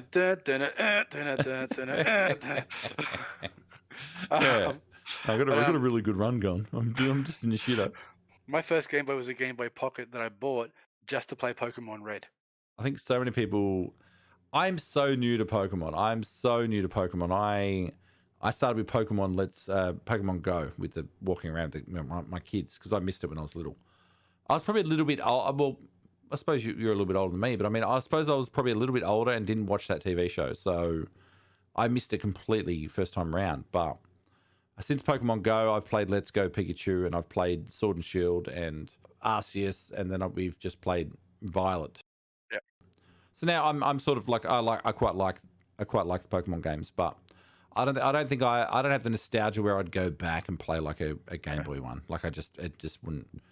The constant battles shit me. I like being able to avoid the battles. The constant battles would do my head in. I just want to get to this town. I just want to get to this next route. I just want to. I'm curious though, since you have started playing, what has been your starter type? This time around we went with Fuequaco, which was the fire starter. I am a fire starter. You are a fire starter. The last time we went with Little Tenny, which is one of the mods is called Tenors. We went in Little Tenny. That was the water type. Yep. And then I don't really have I'm not really like I need the fire starter. I need the electric. I'm not one. I've heard traditionally fire is probably the strongest starter. That's what I've been told. So I did want to go Quaxley this time around because Quaxley looked sick with the bad boy 80s hairdo. The quaff. Yeah. No, we ended up going with Fuequaco because I liked his stupid idiot grin. He just looked like a happy idiot, and I thought I like this guy. And then he evolved and he turned into not a happy idiot, and I'm like, yeah. No, I don't have a preference. So yeah. What about you? I've been fire starter since Pokemon Red. Because of Charmander, and every one I've played, I've always gone a fire starter. And little Fuecoco, whatever it is, he reminds me of a little like rescue dog. The look of him, he's just like there is nothing in his head, but sheer love and adoration, and just like I was like, oh, I would die for you, you little idiot. I love you so much. Yeah, he's a beautiful idiot. Yeah. I like the fact he's got a tick for a hair too. It's like a big check mark on his head. Yeah, just a big tick. What's your most controversial game opinion, old or new? Oh, this is going to get me in trouble. Go for it. No one's listening. You're right. Yeah, right. Until we put it up on socials tomorrow. So Noel's got to be careful. Noel's in the industry, so he does have to be careful with what he says. I did be careful, but I will preface this up front with saying that I understand people love this game. And not everyone has to love the same games that everyone else does. It is fine. Zelda Ocarina of Time, I do not rate. Everyone tells me it's a work of art. I've tried playing it. Now, admittedly, I've only tried playing it on the 3DS. I do own it on 64. Haven't played it on 64. I've only played it on the 3DS. Did not enjoy it. Did not rate. I think Mario 64 did it so much better, but I've not actually played a side-by-side comparison of Ocarina of Time on 64 versus Mario 64 on there. So, yeah, I don't rate Ocarina of Time. I can hear the angry mob forming outside already. It's fine. I'd never, because I didn't play Zelda. Like I was never a Zelda dude. I played Ocarina of Time, very first Zelda game on the 64. I enjoyed it. I finished it. I quite like it. Like I enjoyed it. Like I still think about like trying to feed the carrots to the horse while doing the horse race and stuff. Like I still think about. I never played it again or anything, but I'm not a Zelda. Like I'm not a diehard Zelda. Like I enjoy it. I enjoyed it. I enjoyed Breath of the Wild. I didn't think it was God's gift to gaming based on one reason and one reason alone: weapon degradation. I hate that game mechanic. It's my least favorite game mechanic. You grind. Well, you don't have to grind so much because they throw gear at you in Zelda. But I mean, you got to carry 12 freaking shields around? Come on. My inventory management is terrible anyway, let alone give me 12 shields to manage. I hate weapon degradation, especially in a game where you've got to craft. Like if you've got to craft a weapon and it's a brutal crafting process and then it dies and you can't repair it. I'm just like, don't do that. We've earned our stripes. Let us have the weapon that we want. When we get the Master Sword, let it not break. I know you can recharge it and whatever else, but give us the Master Sword that doesn't break, man. Come on. What do you like in Minecraft then? Do you play Minecraft? No, not really. No. Because my kids are obsessed with Minecraft. They love it. They've done Survive. What are you playing now? Oh, we're beating the Elder Dragon, whatever it is. I'm like, oh, cool.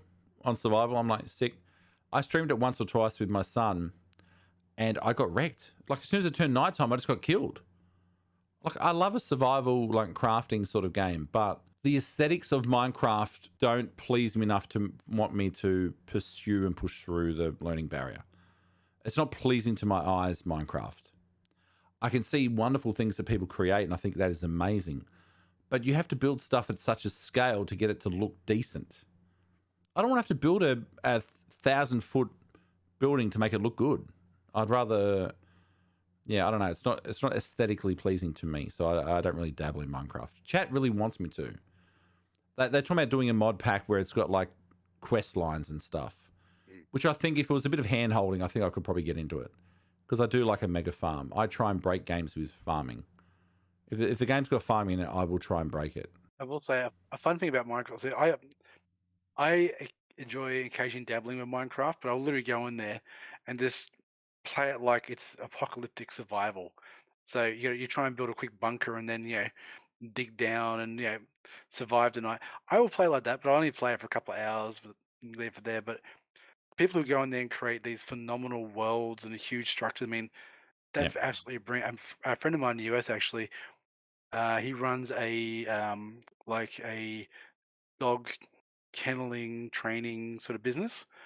And when he was actually putting forward his proposal to the bank to get the loan for it all, this was years ago, he actually built the whole thing out in Minecraft, recorded a video, and used that to explain to the bank manager the layout of the place, how it's going to be built, the whole thing.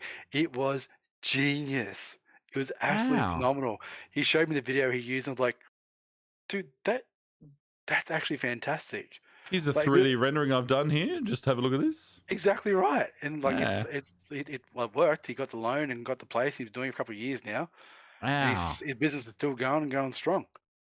I really like, you see stuff on socials or TikTok or wherever else, and you see that this imagination that people have with these things. And Minecraft, like, it's basic building blocks. That's what it is. So I mean, it's endless what you could do with it. But just give me a curved structure. Just give me one curve. Like I just want something rounded. I don't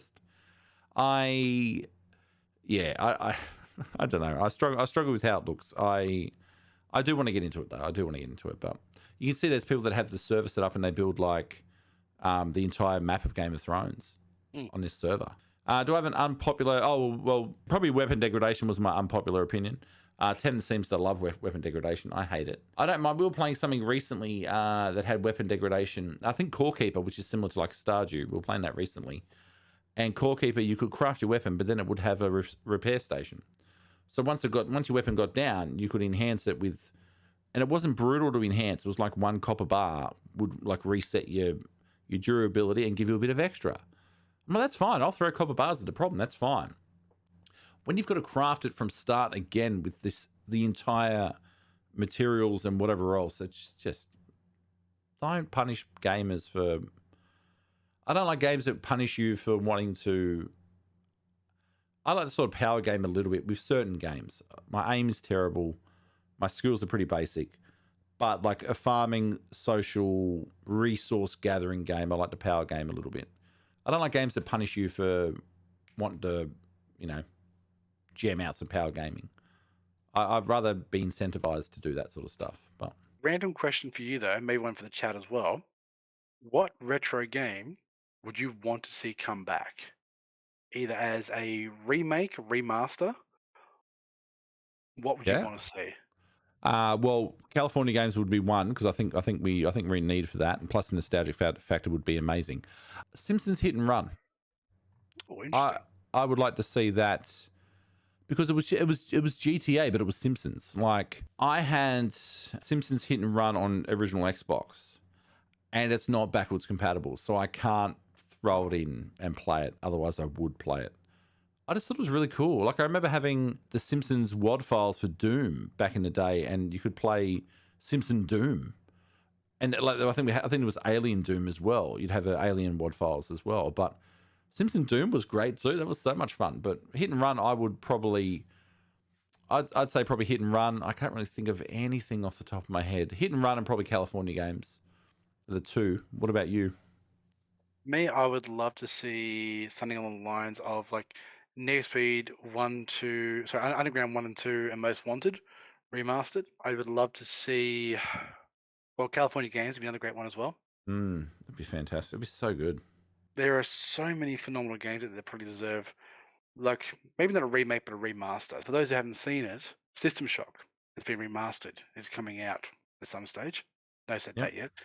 But playing that game, it tickles. If you ever go, if you think about an old game, you look at rose tinted glasses, that nostalgia vibe, stuff like that, and the game is never as you remember it. Mm. But the funny thing is the way they've done System Shock when I played it at a recent thing we had, it was how I pictured it. It was like literally like it was the modern version of the game I remember, and it Okay. was just perfect in my mind. It was just that well, just sort of because I played System Shock back in the day, and it was just that brilliant sort of remake of all that. But yeah, let's see remakes of Need for Speed Underground 1, 2, Hot Pursuit, original Pokemon. I'd love to see a remake of that, so people like yourself could actually replay the original game again. Mm. But you're doing a whole lot of battles. Yeah. Commander Keen has been mentioned so many times in this channel over the last 2 years. I know nothing of Commander Keen, but it keeps getting mentioned. I'd never played Commander Keen. I need to find Commander Keen on YouTube. Hold on. Have you ever played Doom? I played Doom. Have you played Wolfenstein? I played I arguably I enjoyed Wolfenstein more than Doom because I enjoyed killing Nazis. But yeah, no, I never played Command. No, is that what it is? Is it? There is a very strong tie between all three of those games. So Commander Keen, and I've got to try and remember this now. Commander Keen, I think, is supposed to be the grandson of BJ Blazkowicz. Oh, really? Okay, I can see that based on this platforming. And then there's a whole theory around BJ Blazkowicz and the Doom guy, or Doom Marine sort of thing, or Doom Slayer, depending which generation you want to come in at. But yeah, but all three of them are linked together because it's all was done by, I want to say, John Romero back in the day, from memory. Yeah, it's one of those little funny things as well that not many people know about. So talking about Commander Keen, there's a link to Wolfenstein, a link to Doom. They all sort of have a weird little tie together. It's the gaming cinematic universe that is Doom, Commander Keen, and Wolfenstein. Exactly. Okay. Yeah, I didn't. No, I never played it. Never played Commander Keen, but Commander Keen does get mentioned very often. Chat says Newsboy. Is that Paperboy? We call it Paperboy over here. Paperboy, yeah, Paperboy. Duck Hunt. I quite like those Point Blank games at the arcade. We used to have the Point Blank 2 and that. I would like to see. We mentioned it before. I'd like to see a new Guitar Hero game. I know that we've got like Just Dance now, and we've got Let's Sing and that sort of stuff. It's a bit hard now with all the DCMA and stuff when it comes to like at home. It's fine, but I mean like as far as like content goes on Twitch and wherever else, I would love to play Guitar Hero, but I probably wouldn't be able. You probably wouldn't be able to stream it. I don't know. You'd have to delete the VOD or something. You'd have to a stream friendly version where you could either sub out the actual music for. Actually, no, you couldn't because Guitar Hero is all about the music. So yeah, I wouldn't. And it's similar to like Disney Dreamlight Valley, where copyright streamer mode I turned off. I mean, we're not playing a Disney game without Disney music. Like there are streamers there that are playing top 40. Fucking hell, how old am I? There's streamers there that are playing freaking people. I was on Twitter saying everyone's doing their Wrapped Up from Spotify. Yep. The year Wrapped. I didn't recognize any fucking names on any of those lists. I'm going to be honest. I'm like, who the fuck are these people? I have no idea. Weirdly enough, and once again, it's another question for yourself as well, maybe for chat too. Have video games introduced you to a new band or a new style of music? Because I know games like Amplitude and Frequency back in the day introduced me to a band called Freeze Pop, which is like a synth pop band. And then I want to say through Guitar Hero, Dragon Force, Fire in the Flames. Yeah. Stuff like that. Like video games can like once again lead you to whole different music genres, education things, languages, the whole sorts of things. Anything like that for you, or? I'm very eclectic with my music taste. Like the older I get, the more eclectic I get. Like I never liked Elvis back in the day, but now Elvis is like one of my favorite artists because it's just nice music and you can hear what he's fucking singing about but I remember playing like Guitar Hero and being introduced to like the Altman brothers with the guitar, like the guitar riffs that they were doing, and I preferred a lot of the old school sort of songs on that, the songs that you sort of hadn't heard before. And like Heart, like I always liked Barracuda, but there was a couple of songs there that I didn't know was theirs. I now love like a video game soundtrack. I know it's not so much artists, and I was sort of switching gears a little bit, but like the Ori soundtrack is like one of my favorite soundtracks. And the second one is just amazing too. The theme songs instantly take me back to it. I know a lot of people love Zelda and the theme songs for that, but I think Ori's got some of the greatest music for a video game and movie and anything really. You look at something like Red Dead 2, the soundtrack for that was amazing. And that introduced me to a lot of artists that work in the industry that I probably don't really have big names for themselves, but you would see their names that they were involved with that soundtrack. And I'd be like, okay, I'm going to follow this. I'm going to see what work they've done with it, with different games and stuff. I'm trying to think. Nothing's really, really standing out for me. I do associate music with a lot of things. Like I'm a massive musophile or whatever you want to call it. And they trigger memories. So music triggers music and smells. Like for me, are the two big triggers that it comes to, like memories and nostalgia. No, I'm just trying to think. I can't think of anything off the top of my head. I wasn't prepared. All right. Probably like I said, probably Need for Speed, if anything. Like that's not my genre of music, Need for Speed Underground 2, but I still remember the tracks. I still remember Ja Rule, and I don't know if Busta Rhymes was on it or what, but it was like, it was that old school, sort of hip hop and shit, which I do now. I will put on old school hip hop on Spotify and stuff. But Nice. probably that. Nice. There is a new Need for Speed out. Yes, I've not played it yet, but I'll probably be checking that out next week. I'm letting games die down a little bit now before I play these things, because probably not so much with Need for Speed because you can't really spoil it, but I've learned a lesson from God of War. God of War also fantastic soundtrack, God of War. Yes. I'm not playing games at launch. Now that was Bear McCreary, wasn't it? God of War? I can't remember off the top of my head, sorry. Okay, and I don't know whether... I'm trying to think of who was involved with Red Dead. There's a guy that's pretty prolific with video game soundtracks. And even if you look at something like the orchestral range, D'Angelo, yes, Unbroken. That was they did a performance at the Game Awards the year that Red Dead was up for it against God of War, and they did like a medley, a montage of all the amazing songs from Red Dead, and it was one of my favorite things of that year. Was just watching that montage. It was just fantastic, and got a hammer and a nail, I'll nail it. Like the house building song, like one of the favorites. Also, speaking of the more orchestral stuff, Eon Zur, he's done a bunch of soundtracks for video games. He has done Crysis, Fallout 3, Fallout 4, Fallout New Vegas, Dragon Age, Dragon's Dogma, but he's also done TV shows as well. He actually did the theme for Power Rangers Turbo back in the day. Power Rangers Turbo? Yeah, back in the day, that was him as well. Wow. But you mentioned God of War, and it's one thing I preferred earlier, because back in the day when I worked at PlayStation Support, I got to do a lot of cool stuff, including go to a lot of the game launches. And I have this little thing here, which I'm not sure if you're able to see or not. Yes. Camera a bit. So that is a God of War 2 press kit signed by the developers back in the day. Ooh. Actually made of wood and the whole works. But yeah, one of the things I actually love in my collection.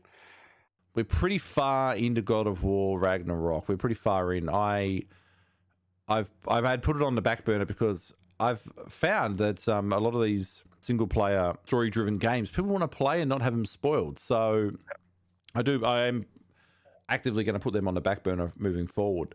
But we've just jumped back in now. That game is just so atmospheric. The level designs are just beautiful. Like you look at something like that and you just can't fathom going back to like barnstorming. You can't fathom how far we've come. It's just mind boggling. One of the funny things I'll show you about this is this kit was absolutely amazing, but it actually came with a copper coin, which has actually started to rust a bit over time. Oh, got the patina going. Nice. Yeah. End up green. Yeah, so I need to give it a good cleanup. But yeah, an actual copper coin. Like it's one of the reasons why I love press kits so much, because sometimes you get some of the most random, incredibly cool bits and pieces in them. So as part of my collection, and one of the things I think it's overlooked too from a collecting standpoint, is some of the documentation and stuff that comes in press kits. Because often you get material in there you won't find elsewhere. And that sort of stuff sometimes gets overlooked from a preservation standpoint as well. Yeah, I remember I had GTA San Andreas basketball, and I had it for years, and I had never blown it up, and it was in a drawer for years. It did end up getting thrown out. I still have I that, did. funny enough. Do you? Yeah, yeah. No, I've got, actually, speaking of press kits, speaking of goodie bags, look at this, chat. Look what I've got right here. Look, Chat has been at me. Chat has been at me since launch saying, when are we playing Goat Simulator 3? We're playing Goat Simulator 3 right after this pod. And I've got a little unboxing, thanks to my good friends at Play On, to show you. So strap in. We're going to be getting up to all sorts of shenanigans. What a great company they must be. Play On. They're so nice. They're really great people. Really great people. I heard they're a really good community manager as well. Yes, yeah. The community manager is fantastic. Go follow him on Twitter and Insta. Yeah, there's some really cool. I haven't really enjoyed that. I'm a bit of a hoarder and a bit of a collector. I don't like throwing out boxes. Like, I've got so many boxes here still. I have to really force myself to throw out boxes. Like, I pop figures and stuff, I rip them open. I've never sort of concerned about that. But I've still got my Switch box here, my Xbox box, my PlayStation box. I had a whole bunch of peripheral boxes. I don't like throwing stuff out, but press kits are amazing. You can see there's an Elder Scrolls official cookbook and a sweet roll. And what is that tooth? What is that? Is that a tooth? Oh, is that a sweet roll? That's a sweet roll. It looks like a tooth. I thought it was a tooth. I did get this recently in the Devil in Me press kit. Ooh, very nice. That bad boy is sick. We love a goodie bag. I like a collectible. Also, speaking of boxes, I'll get to the sweet roll box in a moment because there's an interesting story behind that. But I did a TikTok a little while ago where it's hit nearly 500,000 views. Jesus. It was literally me just doing a stitch with somebody talking about throwing out their boxes. So I did a quick video of my game room I'll have to find it now. All the boxes and stuff. Yeah, if you just look up FurySevenSix on TikTok, you'll find me. Yeah, that picture you had before of the sweet roll box. That box started a cult, or a church, I should say. Yeah? Yeah, so the Church of the Holy Sweet Roll. Oh, I think I remember you talking about this. Yeah.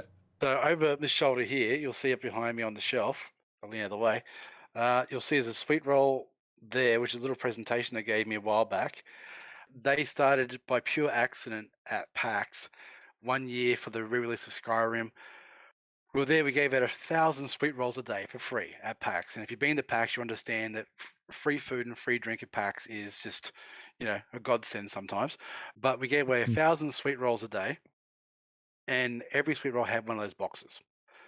And what happened on the first, and this is going to sound a little bit religious, so I apologize. But gather around, children, for the tales of the Church of the Holy Sweet Roll. But on the first day, these people started gathering the boxes together and making like little suits of armor and had a little stockpile in the corner of the queue hole. On the second day, they started building a spire, and I can only describe it as a spire because this thing got real tall real quick.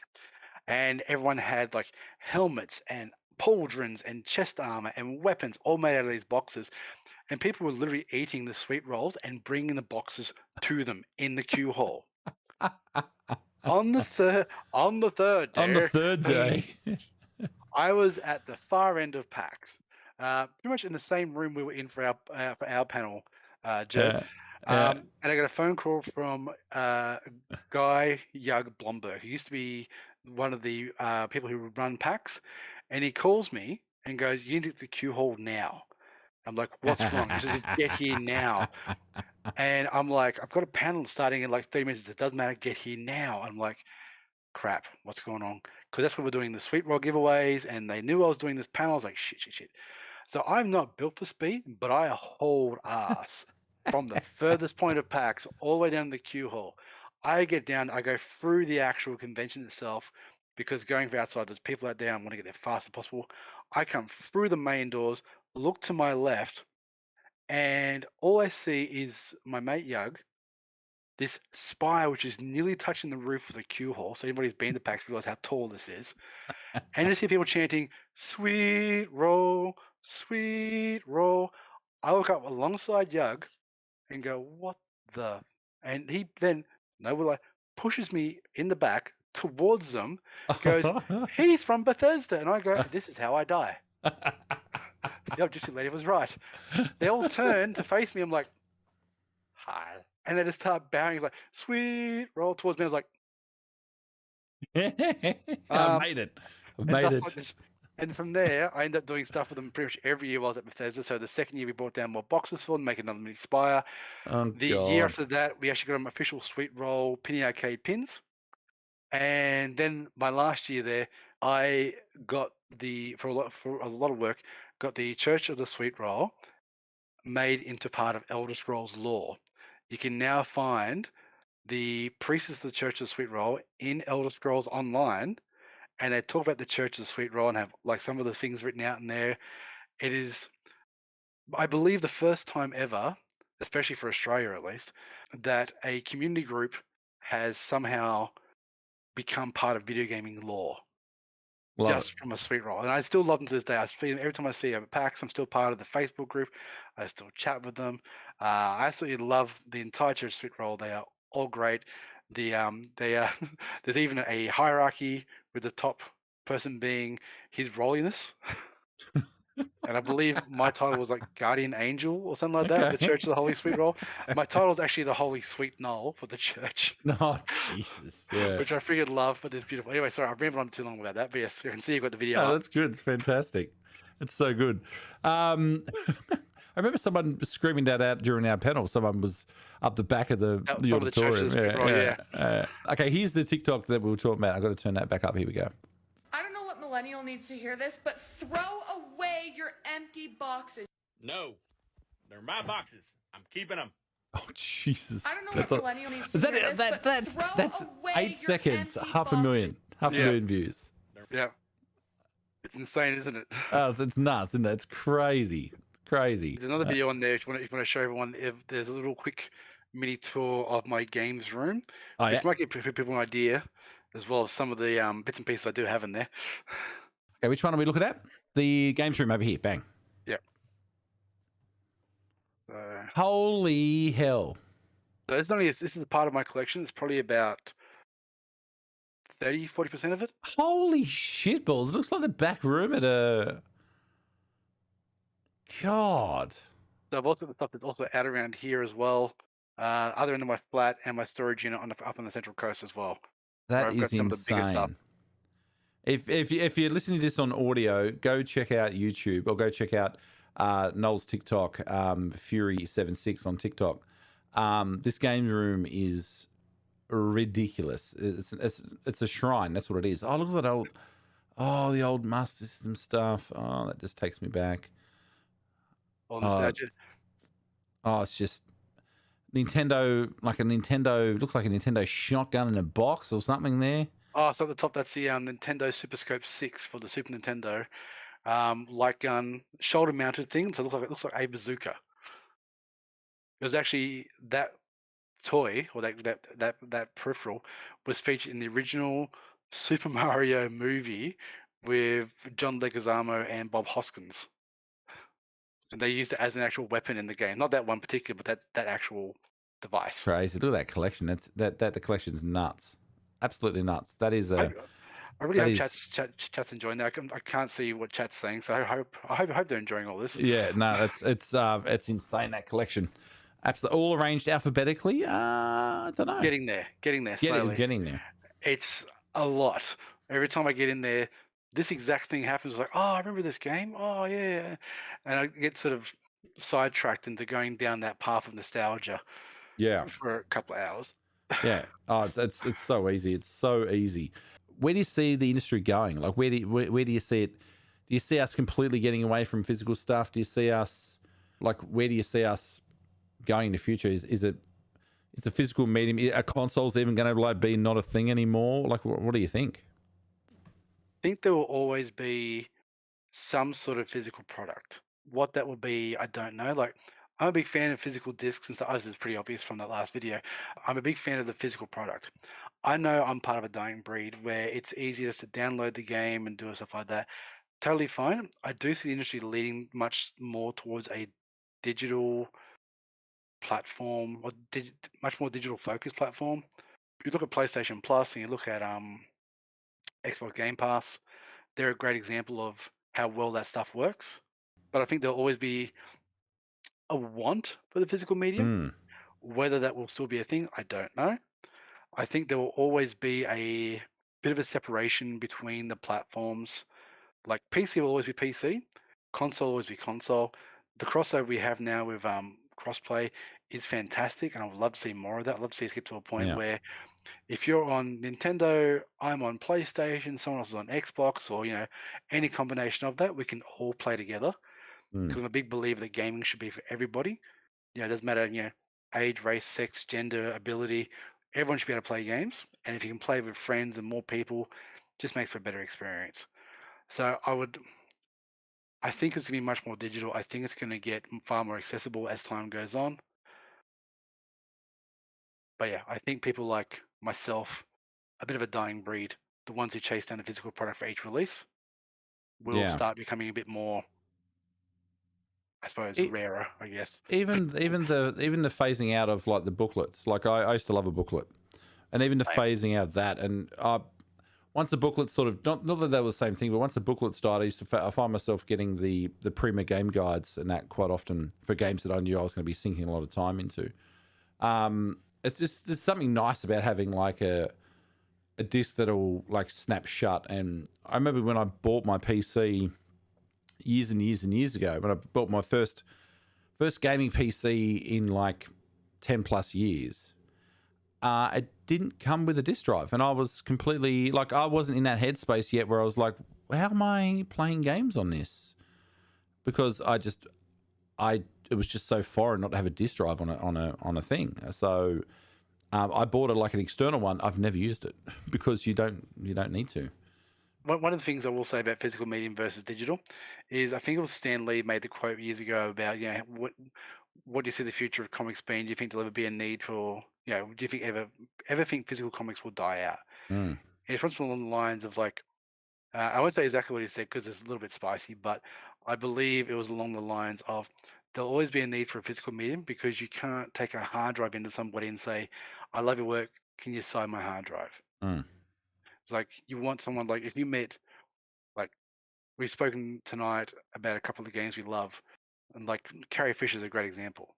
I did take like a giant hard drive, I've never heard of sign. But if you were to meet your favorite author, you want to take in a book they've written, if you took in like a musician, you want to take in their album, there'll always be a need, I feel, for some sort of physical medium. But what that ever ends up being, who knows? I could not tell you. Talking about prized possessions, not that this is gaming related, but physical medium related. Game of Thrones, George R.R. Martin, signed. I got it signed to my son Lincoln.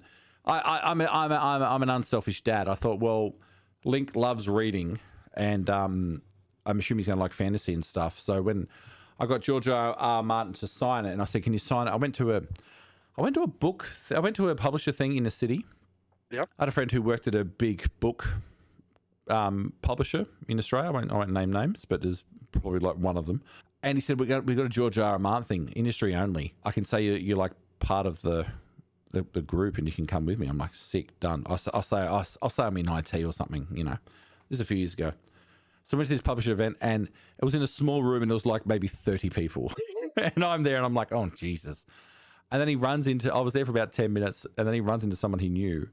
And then she like looked at me, and he goes, oh, this is Matt from IT. And she goes, oh, good, I've been meaning to talk to someone from IT. And I'm like, fuck. Anyway, I got George R.R. Martin to sign that, and I said, can you sign it to Lincoln? He goes, I usually don't sign names. I said, it's my son. I said, he's young. He loves reading. He said, okay. So we signed it to Lincoln. So that's probably my prized possession. But will he ever finish the last book? Who the hell knows? No idea. Obener in chat wants to know, do you still do 3D printing of gaming-related stuff? I sure do. And yes, so you might be able to see it behind me, up on the shelf, just up there. There's a great big D-pad up there, big white one. I printed it off the other day because I just got a brand new printer we just fixed up from a friend of mine. So I've just got that, and I'm currently working on a couple of different projects that I won't speak too much about at the moment because some of them are a little bit, we'll see how they go and turn out first.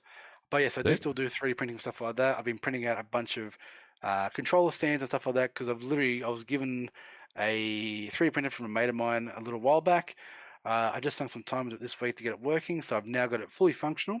I haven't even had a chance to tell him yet because I've only just finished testing to make sure it works properly.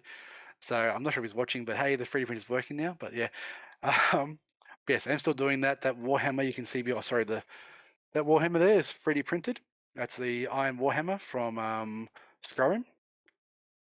And up on top of that is a little custom Dovahkiin helmet that I designed and printed for Dogmeat, my little pop vinyl So good. companion Dogmeat. Is the companion cube 3D printed, or is it a bought one? That is a bought one. That's actually Okay. a cookie jar. Oh, it's cookie jar BC. Oh, I've seen that somewhere.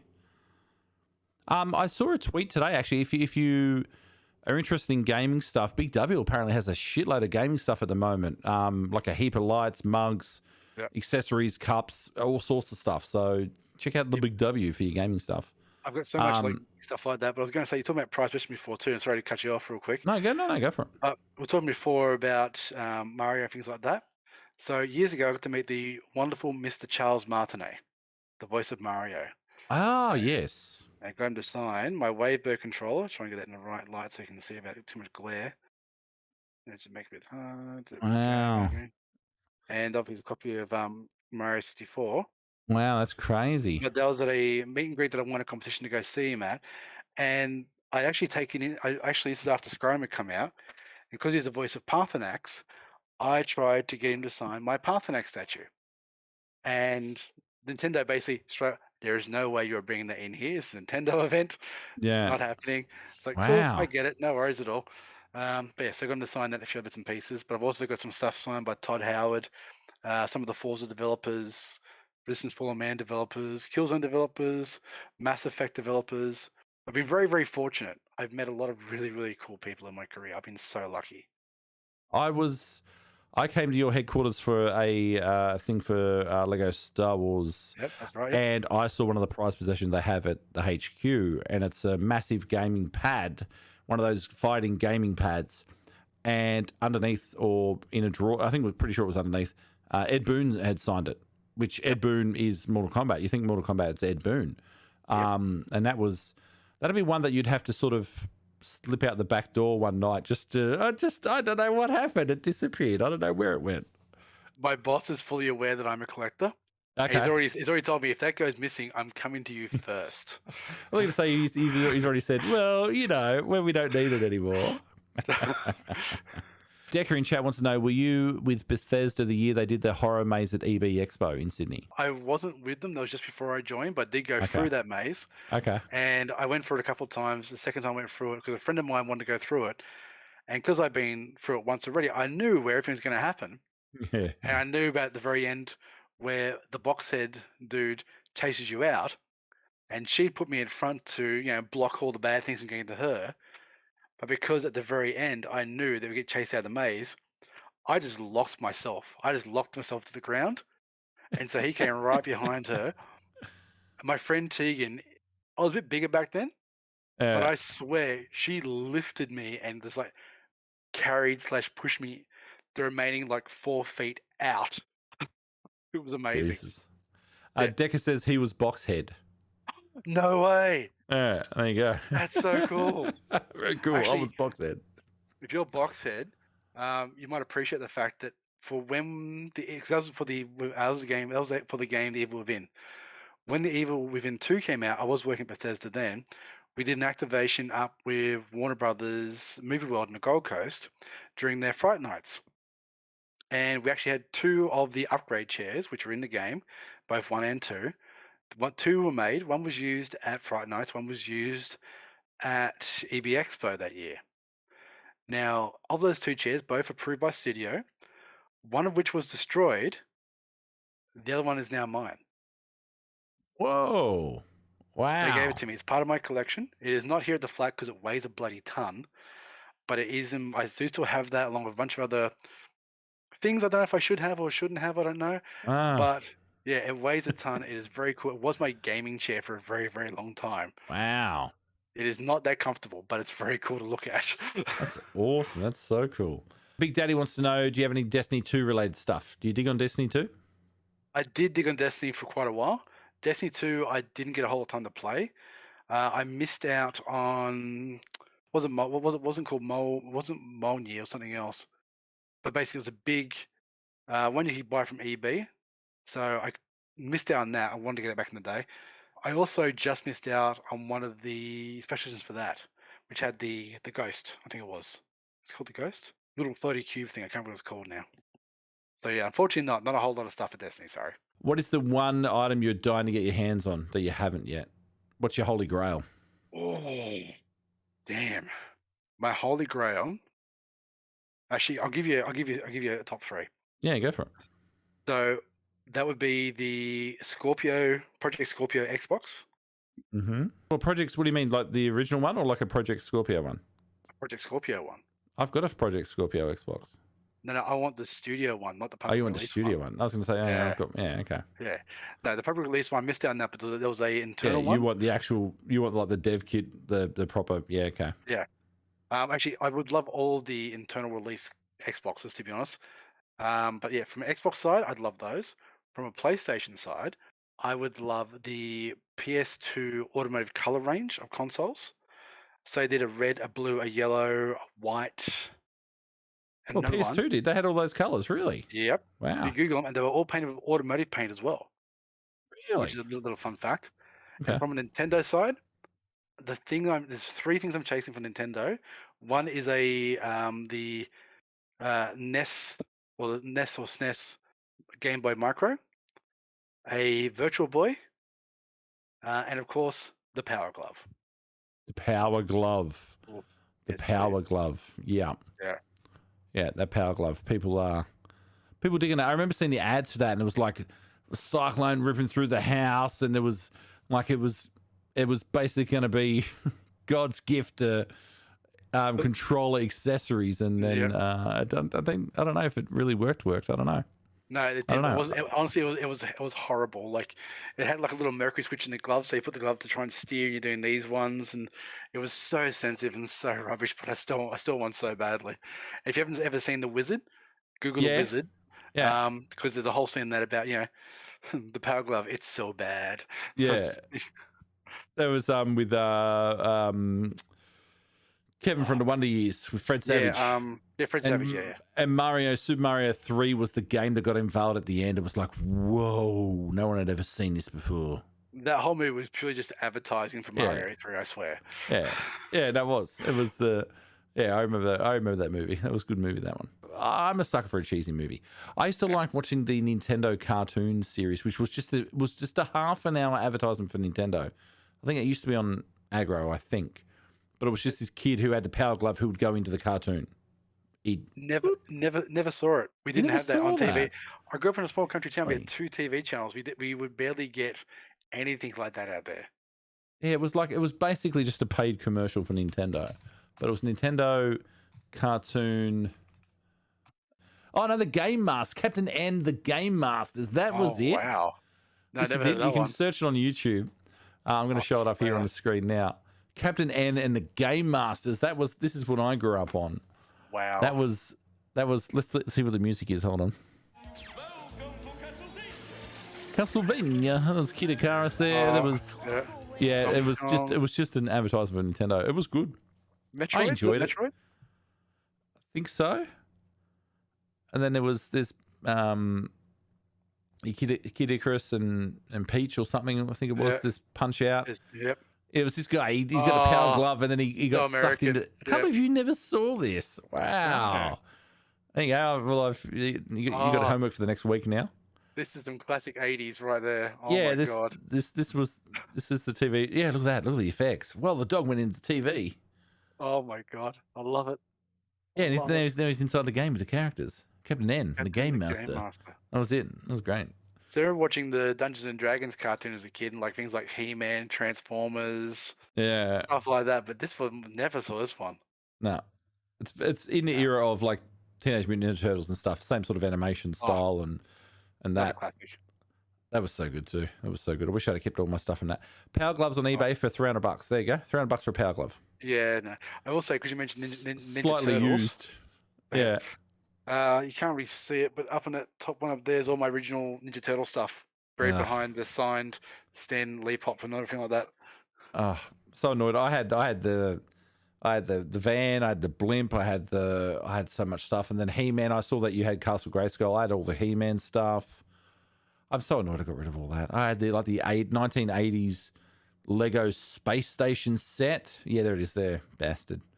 I had the 1980s like Lego Space Station set, which is worth a friggin' fortune now. Oh yes.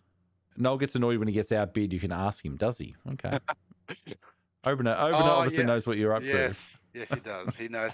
We once went toe to toe at PAX for Child's Play charity to get a 20th anniversary PlayStation 4. And we sat side by side. He won the previous year. The following year, he's like, we sat down anyway. He's like, oh, you're not going to go. He's like, no. How much are you going up to? And I told him like a chump what my max bid was. He went straight to my max bid. I was like, you son of a. But is that how much you're going? Is it right? He went straight to that. I'm like, you son of a.